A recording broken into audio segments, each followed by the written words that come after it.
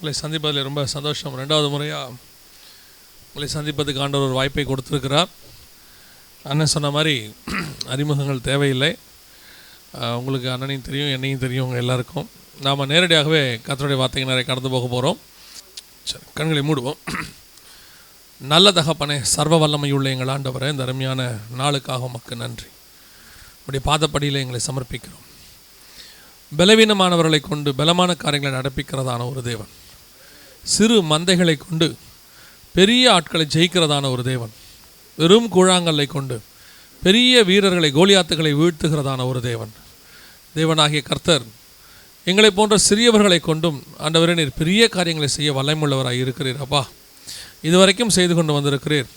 எங்களையும் உம்முடைய கரத்தில் ஒப்பு கொடுக்கிறோம். பலவீனமானவர்கள், மாம்சமான மண்ணான எங்களை கொண்டு ஆவியான தேவன் வெளிப்பட வேண்டுமாய் நாங்கள் செபிக்கிறோம். கிருபையுள்ள கரத்தில் எங்களை தாழ்த்துகிறோம். நீர் மாத்திரம் மகிமைப்படும். எங்கள் ஆண்டவர் இயேசுவின் நாமத்தில் பிதாவே, அல்லேலூயா. இந்த முதலாம் நாளிலே நாம் என்ன பார்க்க போகிறோம்னா, தானியேல் புஸ்தகம் 12ஆம் அதிகாரம் 4வது வசனத்தில் ஆண்டவர் தானியேலுக்கு அநேக காரியங்களை வெளிப்படுத்துகிறார். 11 அதிகாரம் முழுவதும் வெளிப்படுத்துகிறார். வெளிப்படுத்தி விட்டு தானியேல் இடத்துல சொல்லுகிறார், இந்த வார்த்தைகளை புதைப்பொருளாக வைத்து இவைகளை முத்திரை போடு, இது முடிவு காலத்துக்கு உரியது என்று ஆண்டவர் சொல்கிறார். தானியேல்கிட்ட அநேக காரியங்களை கர்த்தர் சொல்கிறாரு. சொல்லிட்டு சொல்கிறாரு, தானியேலாகிய நீயோ வென்றால் முடிவு காலம் மட்டும் இந்த வார்த்தைகளை புதை பொருளாக வைத்து இந்த புஸ்தகத்தை முத்திரை போடு, அப்பொழுது அநேகர் இங்கும் அங்கும் ஓடி ஆராய்வார்கள், அறிவும் பெருகி போகும் என்றார். புதை பொருளாக வைக்கணும்னு சொல்கிறார் வசனத்தை. ஆனால் நம்மளை பொறுத்த வரைக்கும் வேதத்தில் ஆண்டவர் புதைச்சி வைக்கக்கூடாதுன்னு சொல்லியிருக்கிறார். தாளந்துகளை என்ன செய்யக்கூடாது? புதைச்சி வைக்க கூடாதுன்னு சொல்லியிருக்கிறார். ஆனால் இந்த இடத்துல தானியேல்கிட்ட சொல்கிறாரு, வசனத்தெல்லாம் கொடுத்துட்டு இந்த வார்த்தைகளை புதை பொருளாக வைத்து. அப்படின்னா என்ன அர்த்தம் அப்படின்னு கேட்டிங்கன்னா, ஆண்டவர் முடிவு காலத்துக்கென்று சில வார்த்தைகளை வைத்திருக்கிறார், சில தீர்க்க தரிசனங்களை. அது முடிவு காலத்தில் நிறைவேற வேண்டியது. அந்த காலத்துக்கு உரியதான வார்த்தைகளை தானியேலிடத்தில் கொடுத்து விட்டு, இந்த வார்த்தைகளை இப்போ நீ என்ன செய்யாத, யாருக்கும் சொல்லாத, அது கொஞ்சம் என்ன செஞ்சு வச்சிரு, புதைச்சி வச்சிரு. முடிவு காலத்தில் அது என்ன செய்யும்? தானாய் வரும். அது மாத்திரமல்ல, அந்த வார்த்தைகளை புதைபொருளாக வைக்கிறது மட்டும் இல்லை, அதை முத்திரை போடு அப்படிங்கிறார். முத்திரைனா என்ன? நீங்கள் பார்த்துருப்பீங்க. இப்போ எந்த வீட்டையாவது அரசாங்கம் உடைமையாக்கிருச்சுன்னா அது மேலே பூட்டு மேலே என்ன செய்வாங்க? நல்ல ஒரு துணியை கட்டி அது மேலே ஒரு முத்திரை போடுவாங்க, சீல். இதை யாரும் என்ன செய்யக்கூடாது? பிரேக் பண்ணக்கூடாது. அத்தாரிட்டி, அதாவது ஒரு அதிகாரம். இதை யாரும் உடைக்கக்கூடாது. உடைக்கிறதுக்கு எந்த விதமான அதிகாரமும் உங்களுக்கு இல்லை அப்படின்னு அர்த்தம். அப்போது இவ்வளோ ஒரு முக்கியமாக ஒரு விஷயத்தை பாதுகாக்கணும்னா அப்போ அதுக்குள்ளே இருக்கிறது என்னவாக இருக்கணும்? அவ்வளோ முக்கியமாக இருக்கணும். ஒரு நீங்கள் பார்த்துருப்பீங்க, ரட்சிக்கப்படுறதுக்கு முன்னாடி சினிமா பார்த்துருக்கீங்களா? நான் கேட்ட கேள்வி புரியுதா? ரட்சிக்கப்படுறதுக்கு முன்னாடி சினிமா பார்த்துருக்கீங்களா? சரி, நான் ரட்சிக்கப்பட்ட பிறகு கேட்கல. அது கேட்டால் நீங்கள் எப்படி போய் உண்மையை சொல்ல மாட்டீங்க, எனக்கு தெரியும். ரட்சிக்கப்பட்ட மாதிரி சினிமா பார்த்துருக்கோமா? ஆமாவா இல்லையா? நல்லா சவுண்டாக சொல்லுங்கள். ஆமாம். நான் இன்றைக்கும் நாளைக்கு இதே மாதிரி பேசுங்க. ஏன்னா நீங்கள் திருப்பி பேசினா தான் எனக்கு பேச வரும். அண்ணனுக்கு பழக்கமாக இருக்கும், உங்களை பார்த்து என்னவாயிருப்பார், அவ்வளோதான் அப்படின்னு ஒரு முடிவுக்கு வந்திருப்பார். நான் அப்படி வர முடியாது. நாளைக்கு வரைக்கும் நீங்கள் என்ன தான் ஆகணும்? பேசித்தான் ஆகணும். அதனால் நீங்கள் தயவு செஞ்சு என்ன செஞ்சுருங்க, பேசிடுங்க. நாங்கள் எதுக்கு எல்லா சபையிலையும் சகோதரிகள் அதிகமாக வச்சுருக்குறோன்னா, இந்த மாதிரி பேசுகிறதுக்கு தான். வீட்டில் யார் கூட பேசுவா? எங்கள் அண்ணன் எவ்வளோ அழகாக ஆமேன்னு சொன்னார் பாருங்கள். அப்போது நீங்கள் இவ்வளோ பேர் இருக்கும்போது நீங்கள் நான் கேட்கும் போதெல்லாம் என்ன சொல்லணும்? பதில் சொல்லணும். அல்லேலூயா. சரி, ரைட், ஓகே. புதை பொருள்லாம் பார்த்துருக்கீங்களா? கேள்விப்பட்டிருக்கீங்களா? நம்ம பழைய சினிமாலலாம் சாக போகிற நேரத்தில் அந்த தாத்தா கூப்பிட்டு சொல்லுவார், தோட்டத்துக்கு பின்னாடி மரத்தில் ஒரு மரத்துக்கு அடியில் என்ன வச்சுருக்கிறேன்? புதையல் வச்சுருக்கிறேன். நான் செத்த பிறகு நீங்கள் என்ன செய்யுங்க, எடுத்துங்க. ஏன் அதை சாகும் போது சொல்கிறாருன்னா, உயிரோடு இருக்கும்போது சொன்னார்னா முடிஞ்சிடும் கதை. அதனால் என்ன பண்ணுவான்? சாக போனது தான் அவர் சொல்லுவார். அது அந்த புதையலை போய் தோண்டி எடுப்பாங்க. ஏன் அதை புதையலாக வச்சாங்க அப்படின்னு அர்த்தம். அது காரணம் என்ன அப்படின்னா, அவர் காலத்துக்கு அது பிரயோஜனப்படவில்லை. அவர் காலத்துக்கு அது பிரயோஜனப்படலை. ஆனால் அதில் இருக்கிறது ரொம்ப முக்கியமான விஷயம். பின்னாட்களில் வரக்கூடிய சந்ததிகளுக்கு என்ன செய்யும், புரோஜனப்படும் அப்படின்னு சொல்லி அதில் வச்சுருக்கிறாங்க. அதுக்கு பேர் தான் புதையல். அப்போ அதே மாதிரி தான் தானியேலுக்கிட்ட ஆண்டவர் ஒரு புதையலை கொடுக்குறாரு.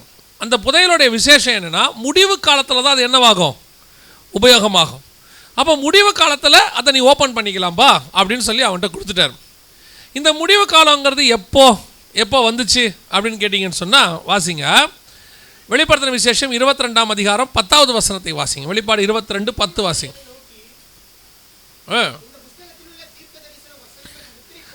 முத்திரை போட வேண்டாம், காலம் சமீபமாயிற்று அப்படின்னு இருக்கு. அப்போனா தானியேலுக்கிட்ட முத்திரை போடு, கடைசி காலத்தில் அதை ஓப்பன் பண்ணிக்கலான்னு சொன்னார். இப்போ யோவானுக்கிட்ட என்ன பண்ணாத, முத்திரை போடாத, காலம் என்னவாயிருச்சு, சமீபமாயிருச்சு அப்படின்றார். அப்படின்னா என்ன அர்த்தம், முடிவு காலம் என்பது சபையோடைய ஆரம்ப காலத்திலே வந்துருச்சு. எப்போ, யோவான் காலத்திலே வந்துருச்சு. அதனால தான் 1 யோவான் 2:18 யோவான் சொல்லும் போது சொல்கிறாரு, பிள்ளைகளே இது கடைசி காலமாக இருக்கிறது அப்படின்னு சொல்கிறார். அப்போ கடைசி காலத்தை குறித்து பேதுருவும் சொல்கிறார், 2 பேதுரு 3:3 சொல்கிறாரு கடைசி காலத்தில் அப்படிங்கிறார். அப்போது கடைசி காலம் என்பது அப்போவே வந்துருச்சு. இப்போ அந்த கடைசி காலத்தினுடைய கடைசி காலத்தில் நம்ம இருக்கிறோம். 2000 வருஷத்துக்கு முன்னாடி என்ன ஆரம்பிச்சிருச்சு, கடைசி. நிறைய பேர் கடைசி காலம்னா அதெல்லாம் சொல்லாதப்பா, கடைசி காலம் இது இல்லை, இன்னும் இருக்குது, டைம் இருக்குது, இதை போய் நீ ஏன் கடைசி காலம்னு சொல்லி ஜனங்களை பயமுறுத்துற அப்படிங்கிறாங்க.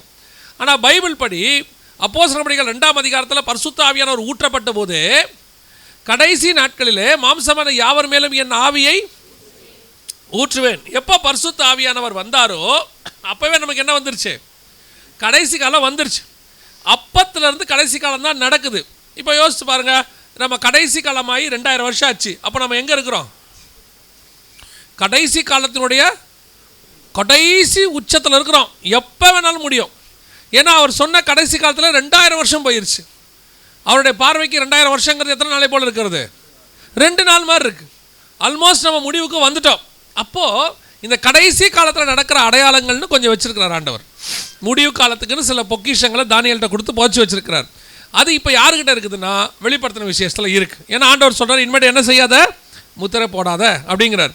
அப்போ அந்த வெளிப்படுத்தின விசேஷத்துக்குள்ளே இருக்கிற முடிவு காலத்தை பற்றின விஷயங்களை தான் நாம் இப்போ பார்க்க போகிறோம். முடிவு காலத்தில் கடைசி காலத்தில் ஒரு விஷயம் இருக்குது. எதை பற்றி இருக்குது அப்படின்னு சொன்னால், அதே தானியேல் 12:4 ஆண்டவர் திருப்பி சொல்கிறாரு, அப்பொழுது அநேகர் இங்கும் அங்கும் ஓடி ஆராய்வார்கள், அறிவும். அப்போ கடைசி காலத்தில் என்னவாக போகும், அறிவு என்னவாகும், பெருகிறோம். 2வது ஆராய்ச்சி. இப்போ ஆண்டவர் சொல்கிறாரு, கடைசி காலத்துக்கான அடையாளங்களில் 2 என்னென்னா, ஒன்று ஆராய்ச்சி, இன்னொன்று அறிவு பெருக்கம். ஆராய்ச்சி எந்த காலத்தில் இல்லை, எல்லா காலத்துலேயும் இருக்குது. எல்லா காலத்துலையும் ஆராய்ச்சி இருக்குது. 2000 வருஷத்துக்கு முன்னாடியே அவங்க நட்சத்திரத்தை ஆராய்ச்சி பண்ணி யூதருக்கு ராஜாவாய் பிறந்திருக்கிறவர் எங்கேன்னு வந்துட்டாங்க. அப்போ ஆராய்ச்சிங்கிறது எப்போ இருக்குது, 2000 வருஷத்துக்கு முன்னாடி இருக்குது. ஆனால் இப்போ ஆராய்ச்சியோட நிலைமை வேறு. இங்கும் அங்கும் ஓடி ஆராய்வார்கள் அப்படின்னா என்ன அர்த்தம், இன்றைக்கி உலகம் முழுதாக ஆராய்ச்சி உலகம். எப்போ தொடங்குச்சு, எப்போ தாமஸ் ஆல்வா எடிசன் ஒருத்தர் வந்து எல்லாத்தையும் கண்டுபிடிக்க தொடங்கினாரோ ஆராய்ச்சியோட உச்சத்துக்கு நம்ம போயிட்டோம். எந்த அளவுக்கு, முன்னாடி இங்கேருந்து நட்சத்திரத்தை பார்த்து யூதருக்கு ராஜான்னு கேட்டாங்க, இப்போ நட்சத்திரத்துக்கு பக்கத்தில் உட்காந்துக்கிட்டு பூமியை பார்த்துக்கிட்டு இருக்கிறான். இப்போ வானத்துக்கு ஏறுவேன், அவன் என்ன சொல்ல வசனம், நான் வானத்துக்கு ஏறி நட்சத்திரங்களுக்கு நடுவே உன் கூடை கட்டினாலும், உபதேச புஸ்தகத்தில் வாசிக்கிறோம். அதே மாதிரி இப்போ மனுஷன் எங்கே போயிட்டான், வானத்துக்கு ஏறி வானத்தில் போய் கூடு கட்டி அங்கேருந்து போய் எதை பார்த்துக்கிட்டு இருக்கிறான், பூமியை ஆராய்ச்சி பண்ணிகிட்டு இருக்கிறான். இதுதான் ஆராய்ச்சியோட உச்சம். இப்போது மேலே போனாங்க, அதுக்கப்புறம் நிலாவுக்கு போனாங்க, அப்புறம் செவ்வாய் கிரகத்துக்கு போனாங்க. இனி எங்கே போகிறதுனே தெரியலையாமா. ஒரு முடிவை நோக்கி உலகம் என்ன செய்யுது, போகுதுன்னு சொல்லி விஞ்ஞானிகள் சொல்கிறாங்க. அப்போது ஆராய்ச்சியோட உச்சத்துக்கு நம்ம போயிட்டோம். 2வது அறிவு பெருக்கம். இந்த அறிவு பெருக்கத்தை பற்றி உங்களுக்கு சொல்ல வேண்டிய அவசியமே இல்லை. ஒரு 30 வருஷத்துக்கு இப்போத்துக்குமே அறிவு எப்படி பெருகி இருக்குது, பயங்கரமாக பெருகி இருக்குது. 30 வருஷத்துக்கு முன்னாடி நாமெல்லாம் வந்து ஸ்கூலுக்கு போகும்போது நமக்கு ஃபோன் பேசணுன்னா ₹1 காயின் போட்டு தான் பேசுவோம் இல்லை. அந்த ₹1 காயின் போட்டு பேசிட்டோம்னா அன்றைக்கி ஃபுல்லாக சந்தோஷம். நமக்கு போய் ஸ்கூலில் சொல்லுவோம், நாங்கள் இன்றைக்கி முதல்ல ஃபோன் பேசினேன் தெரியுமா அப்படிம்போம். இப்போ அப்படி இல்லை. பிறக்கிற குழந்தையே கையில் கொடுத்தா என்ன கொடுத்துது, செல்ஃபோன் எடுத்து காதில் வச்சுக்குது. கொடுத்தா தான் அது சாப்பிடுவேங்குது, இல்லைன்னா சாப்பிட மாட்டேங்குது. இதில் நம்மளே வேறு சொல்கிறோம், அதுக்கு எவ்வளோ அறிவு பாருங்கள், சொல்கிறோமா இல்லையா. அப்போ அறிவு பெருக்கம் ஆயிடுச்சா இல்லையா. நமக்கெல்லாம் 3.5 வயசு 4 வயசில் அனுப்பணும் ஸ்கூலுக்கு பிள்ளைங்களை, நம்மளாம் போனோம். எங்கள் அம்மா காலத்துலலாம் 6வது வயசு 7வது வயசில் தான் ஸ்கூலுக்கே போனாங்களாமா. 6வதுல தான் போடவே சொல்லி கொடுப்பாங்களாமா. அப்போல்லாம் நம்மளாம் 3-4 வயசில் போனோம். இப்போ என்ன சொல்கிறாங்கன்னா, இங்கே சென்னையில் ஒரு ஸ்கூல் இருக்குது, பிள்ளை வயிற்றில் இருக்கும்போதே இடம் வாங்கிடணுமாமா. அந்த ஸ்கூலில் சொல்லி வச்சுருக்குறாங்க, பிள்ளை வயிற்றில் இருக்கும்போதே இடம் வாங்கிடணுமாமா. அதுக்கு 1 லட்ச ரூபாய் 2 லட்ச ரூபாய் கட்டிடணுமா சீட்டுக்கு. அப்புறமா பிறந்த பிறகு 2 வருஷம் கழிச்சு சேர்த்துக்கலாமா. ஆனால் அதுக்கு இப்போவே அட்வான்ஸ் புக்கிங்கில் போகுது, இடம் கிடைக்காதான். அது ஆனா பெண்ணாங்கிறதுலாம் அப்புறம், ஒரு சீட் எங்களுக்கு கொடுத்துருங்க அப்படின்னு. அந்த மாதிரி அறிவு பெருக்கத்துடைய உச்சத்துக்கு இப்போ நம்ம எங்கே போயிருக்கிறோம்? பயங்கரமாக போயிருக்கிறோம். இப்போது இந்த அறிவு பெருக்கத்தை, முடிவு காலத்துக்குரிய அறிவு பெருக்கத்தை பற்றி எங்கே இருக்குன்னா வெளிப்படுத்தின விஷயத்தில் இருக்குது. இன்றைக்கி நிறைய பேருக்கு நம்ம பைபிளை பற்றின விஷயம் என்னன்னு கேட்டிங்கன்னா, அது ஒரு பழைய புக்கு, அதில் வந்து நோவா கதை இருக்குது, அப்புறம் வந்துட்டு சிம்சோன் கதை இருக்குது. இப்போ எல்லாமே அதை தான் நினச்சிட்டு இருக்கிறாங்க. நான் இன்றைக்கி இருக்கிற எல்லா யங்ஸ்டர்ஸுக்கும் சொல்கிறேன், நீங்கள் படிக்கிற எல்லா புக்கை விட இன்ட்ரெஸ்டிங்காக இன்றைக்கி நடக்கிற சம்பவங்கள் அத்தனையும் பரிசுத்த வேதாகமத்தில் உண்டு. அல்லேலூயா. அதை கொஞ்சம் தேடி கண்டுபிடிச்சி ஆராய்ந்து படிக்கணும், அவ்வளோதான். இந்த தேடி கண்டுபிடிச்சி ஆராய்ந்து படிக்கிறதுக்கு இன்றைக்கி இருக்கிறவங்களுக்கு என்ன இல்லை? பொறுமை இல்லை, விருப்பம் இல்லை. இப்போ பசங்களே பார்த்தீங்கன்னா, மற்ற உலக புக்கையே கூட ஆராய்ந்து படிக்கிறவன் ஒரு 10% கூட கிடையாது. மக்க படிக்கிறவன் தான் பாதி பேர், மீதி பேர் காப்பி அடிக்கிறவன். அதுலேயும் கொஞ்சம் மீதி பேர் யாருன்னு கேட்டிங்கன்னா, அரியர்ஸ் வச்சு பின்னாடி பார்த்துக்கலாம், எப்படியும் பாஸ் பண்ணிக்கலாம், அப்படி ஒரு குரூப் இருக்குது. அப்படியே ஆராய்ந்து அது உள்ளுணர்ந்து அது என்னன்னு அர்த்தத்தோடு படிக்கிறவன் யார்? ஒரு ஒரு ஒரு கிளாஸில் 2 பேர் 3 பேர் இருந்தால் பெரிய விஷயம். நம்ம அவனையும் என்ன சொல்லிடுவோம் தெரியுமா? அவர் பெரிய அறிவாளர், அவர் வேறு படிக்கிறான்பா அப்படின்ட்டு அவனை கேவலப்படுத்துவோம். அதே மாதிரி தான் இந்த பரிசுத்த வேதாகமத்தையும் கொஞ்சம் தேடி கண்டுபிடிச்சி ஆராய்ஞ்சு படித்தா தான் என்ன செய்யும் தெரியும். இப்போ நம்மலாம் பைபிளை எப்படி வச்சுருக்கிறோன்னா, காலையில் காப்பிக்கு படிக்கிறதுக்கு வச்சுருக்கிறோம். காலையில் எழுந்திரிச்சும் போது காலைல ஒரு அதிகாரம் என்ன செஞ்சிடணும், படிச்சிடணும். அதில் கொஞ்சம் பேர் சொல்லுவாங்க, காலைல ஒரு வேலையாகி போச்சுன்னா காலையில் பைபிள் வாசிக்கல ஒரு மாதிரியாக இருக்குதும்பாங்க. என்ன ஒரு மாதிரியாக இருக்குது அப்படின்னா, அது ரொட்டீன் பழக்கமாயிருச்சு. ஒரு அதிகாரமாவது படிச்சிடணும் அப்படிங்கிற நிலைமையில் நாம் இருக்கிறோம். பைபிள் அப்படி படிக்க கூடாது. நான் அப்படி சொன்ன உடனே இப்போ அதையும் நிறுத்திடாதீங்க. சரி, அவர் அப்படி படிக்க சொல்லிட்டாரு, நம்ம இனிமேல் எப்படி படிக்கணும்? டைம் எடுத்து படிக்கணும், டைம் கிடைக்கும் போது படிக்கலாம் அப்படின்ற முடிவுக்கு வந்துடக்கூடாது. அப்புறம் பாஸ்டர் அண்ணன் நினைப்பாங்க, இவங்க கொஞ்சம் தான் படிச்சுக்கிட்டு இருந்தாங்க, அதையும் நிறுத்திட்டு போயிட்டான் அப்படின்னு. இல்லையா? அப்படிலாம் சொல்ல வரல. நீங்கள் அதுக்கென்ற ஒரு நேரத்தை கண்டிப்பாக டெய்லி என்ன செய்யணும்? ஒதுக்கணும். இப்போ டேலண்ட்டுக்கு முக்கியத்துவம் கொடுக்குற அளவுக்கு ஜனங்க எதுக்கு கொடுக்க மாட்டேங்கிறாங்க? உட்காந்து படிக்கிறதுக்கு கொடுக்க மாட்டேங்கிறாங்க. இப்போ இந்த ஆவிக்குரியவங்களே எடுத்துக்கோங்களேன், ஊழியத்துக்கு வரவங்களா இருக்கட்டும், ஆவிக்குரியவங்களா இருக்கட்டும், முந்தியெல்லாம் ஜபத்துக்கும் வேத வாசிப்புக்கும் தான் என்ன கொடுப்பாங்க?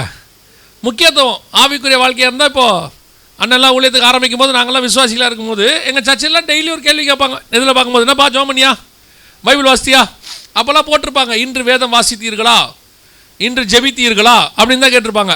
இப்போ எல்லா சர்ச்சிலையும் கீபோர்டு கிளாஸ், இன்றைக்கி உங்களுக்கு வந்து என்ன இருக்குது, கிட்டார் கிளாஸ். இப்போ டேலண்ட் தான் இருக்குது. இப்போ மனுஷன் அவனும் என்ன நினச்சிட்டான்னா, கீபோர்டு வாசிக்க தெரிஞ்சு, கீபோர்டு வாசிக்கிறேன் தப்பாக எடுத்துக்காதீங்க, இப்போ அது வேறு இருக்குது, இருந்தாலும் நம்மளை தான் சொல்கிறான் போல அப்படின்னு. எல்லாமே அதான் டேலண்ட். 2 இன்ஸ்ட்ருமெண்ட் வாசிக்க தெரிஞ்சு எனக்கு கொஞ்சம் பாட தெரிஞ்சுட்டா நான் நல்லா ஊழியம் பண்ணிடலாம் நினைக்கிறான். ஒன்றும் ஆகாது. அதெல்லாம் வந்து மேகம் மாதிரி நல்லா கொஞ்சம் வரும், 4 வால்யூம் வரும், காணாமல் போயிடும். ஆனால் நல்ல வேத வசனத்தை வாசித்து பாட்டு போகிற சாராள் நவரஜ் அம்மா தான் 45 வால்யூம் போடுவாங்க. ஃபாதர் பெர்க்மன்ஸ் தான் 40 வால்யூம் போடுவார். இதெல்லாம் 4 வால்யூம் தான், எங்கே போச்சுன்னே தெரியாது. காரணம் என்னென்னா, இதெல்லாம் இன்ஸ்ட்ருமெண்ட்டை நம்பி வர்றது, தேவனை நம்பி வர்றதில்லை. அல்லேலூயா. அப்போ நல்லா பைபிள் வாசிங்க, எவ்வளோக்கு ஜெபம் பண்ண முடியுமோ அவ்வளோக்கு ஜெபம் பண்ணுங்க, பைபிள் வாசிங்க. பைபிள் வாசிக்கிறது ஒரு நேரத்தை எடுங்க, காலையில் உட்காருங்க, வேதத்தை திருப்புங்க. அந்த நேரத்தில் அந்த செல்ஃபோனை பார்த்துக்கினே வரவங்ககிட்டலாம் பேசிக்கினே, அதில் ஒரு பெருமை வேறு. என்ன பண்ணுறீங்க, காலைல எழுந்து பைபிள் வாசிக்கிறேன் என்ன சொல்லுங்க. பைபிள் வாசிக்கும் போதே என்ன பேசுறது, ஃபோனை பேசிக்கிட்டே பைபிள் வாசிக்கிறது. அவங்ககிட்டையும் ஒழுங்காக பதில் சொல்லாது, பைபிளையும் ஒழுங்காக படிக்காது. அப்படி 2 உருப்படாமல் போகிறதுலாம் இருக்குது. நான் உங்களை சொல்ல, நீங்களாம் தங்கம். நான் பேசுகிறது எல்லாமே திருமலை வயலுக்கு வெளியின்னு வச்சுக்கணும் நாளைக்கு வரைக்கும். வேறு யாரையோ சொல்கிறாரு அப்படின்னு வச்சுக்க வேண்டியது தான். ஒருவேளை நான் சொல்கிறது உங்களுக்கு குத்துறா மாதிரி இருந்துச்சுன்னா நீங்கள் தான். அல்லேலூயா. அப்போது இதை தேடி கண்டுபிடிச்சி படித்தா தான் இன்றைக்கி உள்ளது எல்லாமே கிடைக்கும். இல்லைனா 23 சங்கீதம் தான் கடைசி வரைக்கும். கர்த்தர் என் மேய்ப்பராய் இருக்கிறார், நான் தாழ்ச்சி அடையேன், அவர் எல்லா புல்லுள்ள இடங்களில் மேய்த்து அப்படின்னு மெஞ்சிக்கிட்டே இருக்கு. எனக்கு தெரிஞ்ச ஒரு 10 வருஷமாக நிறைய என்ன செய்யுது, மெஞ்சினே இருக்குது. அல்லேலூயா. இப்போ நம்ம கடைசி காலத்துக்குரியதை கொஞ்சம் படிக்க போகிறோம். ஒரு வசனம் வாசிங்க. வெளிப்படுத்தின விசேஷம் 9ஆம் அதிகாரம் 6வது வசனத்தை வாசிங்க. 9:6 வாசிங்க. அந்நாட்களில் மனுஷர்கள் சாவை தேடியும் அதை காணாதிருப்பார்கள், சாக வேண்டும் என்று ஆசைப்படுவார்கள், சாவோ அவர்களுக்கு விலகி ஓடிப்போம். இந்த வசனத்தை கவனிச்சிருக்கீங்களா? முதல்ல இந்த வெளிப்படுத்தின விசேஷம் படிச்சிருக்கீங்களா? எத்தனை பேர் படிச்சிருக்கீங்க? ஒழுங்காக கை தூக்கணும், பொய்யா கை தூக்கணும், கை கீழே வராது, அப்படி நின்றுடும். ஆனால் சர்ச்சில் போய் சொல்லப்படாது. வெளிப்படுத்தின விசேஷம் நாங்கள் முழுசாக படித்தோன்றோம், கை தூக்குங்க. பாருங்கள், 3-4 பேர் தான் இருக்காங்க. இயேசுவின் ரத்தம் ஜெயம். அப்போ என்ன நிலைமை? நீங்களாம் வெளிப்படுத்தின விசேஷம் படிச்சுதே இல்லையா? சரி, நான் கேள்வியை மாற்றி கேட்குறேன். வெளிப்படுத்தின விசேஷம் ஒரு புக்கு இருக்குது தெரியுமா? பைபிளில், பழைய ஏற்பாட்டில் ஏசாயா புஸ்தகத்துக்கு அடுத்து வருமே. நான் ஒரு சர்ச்சில் போய் 2 தெசலோனிக்கர் எடுறான்னா இல்லைன்ட்டான். 2 தெசலோனிக்கர் 2ஆம் அதிகாரம்னா அப்படிங்கிறான். என்னடானா தெசலோனிக்கரே இல்லைன்றான். என்னன்னா முன்னாடி பார்க்குறான், இப்படி பார்த்துட்டு பழைய ஏற்பாட்டில் பார்த்துட்டு இல்லைன்ட்டான். அதனால் கேட்டேன். வெளிப்படுத்தின விசேஷம் புஸ்தகத்தில் 9ஆம் அதிகாரம் 6ஆம் வசனத்தில் ஒரு வித்தியாசமான வசனம் இருக்குது பாருங்களேன். அந்த வசனம் பாருங்களேன். அந்நாட்களில் மனுஷர்கள் சாக வேண்டும் என்று ஆசைப்படுவார்கள். எந்த நாள்லையாவது மனுஷன் சாகணும்னு ஆசைப்படுவானா? எந்த காலத்துலையாவது?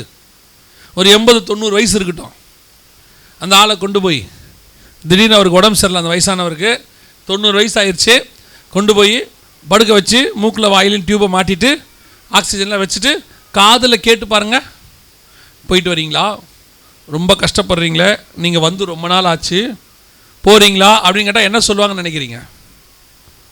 நான் ஏன்டா போகணும், உன்னை வச்சு காப்பாற்றுறதுக்கு இப்போ நீ என்ன வச்சு காப்பாற்று. சிலர் பார்த்துருக்கீங்களா? சாகர ஆசை யாருக்காவது வருமா? சில நேரத்தில் அந்த சகோதரிகள்லாம் சொல்லுவாங்க, வீட்டில் உங்களோட இருக்கிறதுக்கு பேசாமல் என்ன செய்யலாம், செத்து தொலையலாம் சொல்லியிருக்காங்கல்ல. இந்த வீட்டில் உங்களோட வாசம் பண்ணுறதுக்கு பதிலாக செத்து தொலையலாம். அப்படி சொன்ன உடனே கூப்பிட்டு பாருங்கள். இனிமேட்டு சரி வாங்க போவோம், போக சாகத்தானே செய்யணும், புறப்படுங்க போவோம் அப்படின்னு வருவாங்கன்னு நினைக்கிறீங்க? நீங்கள் போங்க, நம்மளா சொன்னோம் சாகுறோன்னு. அப்புறம் அந்த சாகுற ஆசை யாருக்குமே என்ன செய்யாது, அதுவும் தமிழ்நாட்டில் இருக்கிறவங்களுக்கு கண்டிப்பாக. அப்போ அந்த சாகுற ஆசை மனுஷனுக்கு மட்டும் இல்லை, வேறு யாருக்கும் வராது. உயிர்னு யாருக்கு இருக்குதோ யாருக்குமே. ஒரு சாதாரண எறும்பு இருக்குது, அந்த சோற்றில் போயிட்டு இருக்குது, நீங்கள் போய் கை வச்சு பாருங்கள் பக்கத்தில், அது என்ன செய்யும், பயந்து ஓடும். அப்போ என்ன ஆசை இருக்குது, அதுக்கு உயிராசை இருக்குது. அப்போ உயிராசை எல்லாருக்கும் இருக்கும். ஆனால் இந்த வசனம் என்ன சொல்லுது? 9:6, அந்நாட்களில் மனுஷர்கள் சாக வேண்டும் என்று ஆசைப்படுவார்கள். எந்த நாட்டில் சாக ஆசைப்படுவான் அப்படின்னா, அந்த வசனம் ஆரம்பிக்கும் போது அந்நாட்களில் இருக்கு பாருங்களேன். இந்த 9ஆம் அதிகாரம் எப்போ நடக்குது? வெளிப்படுத்தின விசேஷத்தில் 9ஆம் அதிகாரம் எந்த காலகட்டத்துக்குரியது அப்படின்னு பார்த்தீங்கன்னா, இது சபை எடுத்துக்கொள்ளப்பட்ட பிறகு வருகைக்கு பின்னாடி நடக்கிறதான ஒரு சம்பவம். இப்போ நாங்கள் உங்களுக்கு சபையில் உட்காந்து இவ்வளோ காரியங்கள் சொல்கிறோம். நான் மட்டும் இல்லை, இப்போ வாரம் உங்களுக்கு செய்தி கொடுக்குறோம், எல்லா விதமான செய்தி கொடுக்குறோம், பரிசுத்தம், விசுவாசம், ஆசீர்வாதம் எல்லாமே கொடுக்குறோம். ஒரு குரூப்பு என்ன சொன்னாலும் கேட்காது தெரியுமா உங்களுக்கு, அப்படியே உட்காந்துட்டே இருக்கோம். நீ என்ன சொல்கிறது, நான் என்ன கேட்குறது. அப்புறம் ஏன் வர? கல்யாணத்துக்கு சபை வேணுமே, எங்கள் பசங்களுக்கு கல்யாணம் பண்ணுறதுக்கு சபை வேணும், செத்தா புதைக்கிறதுக்கு என்ன வேணும், சபை வேணும். எந்த நேரமும் கூப்பிட்டா ஓடி வர்றதுக்கு யார் வேணும்? ஒரு ஊழியக்கார் வேணும். நைட் 2 மணிக்கு ஃபோன் பண்ணி நெஞ்சில் ஆட்டோ ஓடுற மாதிரி இருக்குது, உடனடியாக வாங்க அப்படின்னா ஒரு ஆட்டோ பிடிச்சிட்டு அவர் வரணும். வந்து எனக்கு ஒரு பாஸ்டர் தெரியும், அவரை பார்த்தா பாவமாக இருக்கும். நைட் 2:30 மணிக்கு ஒரு அம்மா ஃபோனு, பாஸ்டர் எனக்கு நைட்டெல்லாம் தூக்கமே வர மாட்டேங்குது, என்னன்னே தெரில, எனக்காக ஜோம் பண்ணுங்க பாஸ்டர். 2:30 மணிக்கு எழுப்பி விட்டுருச்சு. பாஸ்டர் ஜோம் பண்ணுறாரு. ஜோம் பண்ணும்போது அந்த அம்மாவுக்கு தூக்கம் வந்துருச்சு. உடனே அந்த அம்மா சாட்சி சொல்லிட்டு தூங்கிருச்சு. பாஸ்டர் ரொம்ப சோத்திரம், நீங்கள் ஜோம் பண்ணிங்க. உடனே என்ன வந்துருச்சு, கண்ணு சொக்குது, நாளைக்கு காலையில் உங்களை கூப்பிட்றேன்னு படுத்துருச்சு. பாஸ்டருக்கு அப்போ தூக்கம் போச்சு, அவ்வளோதான். காலைல 6 மணி வரைக்கும் உட்காந்துக்கிட்டே இருக்கிறாராம். ஏன்னா பாதியில் என்ன நினச்சிட்டாரு. ஏன்னா சில விசுவாசிலாம் அப்படி தான் இருக்குது பாருங்க, என்ன சொன்னாலும் அது என்ன செய்யாது, சபையில் அசையாது. அதை பொறுத்த வரைக்கும் சபைங்கிறது என்ன, நாங்களாம் கிறிஸ்டின், அதனால் சர்ச்சுக்கு போகிறதுக்கு எங்களுக்கு என்ன வேணும்? ஒரு சர்ச் வேணும். அப்போ அந்த கேஸ் எல்லாம் வருகையில் என்ன செய்யாது? போகாது. இப்போ நம்ம இங்கே கொடுக்குற உபதேசங்களை கேட்டு தன்னைத்தானே சரிப்படுத்தி கொண்டு நம்மை நாமே அறிந்தோமானால் நியாயம் தீர்க்கப்படும்னு பைபிள் சொல்லுது. அந்த மாதிரி சுத்திகரிப்பு செய்து வருகைக்கு காத்திருக்கிறவங்க தான் என்ன செய்வாங்க?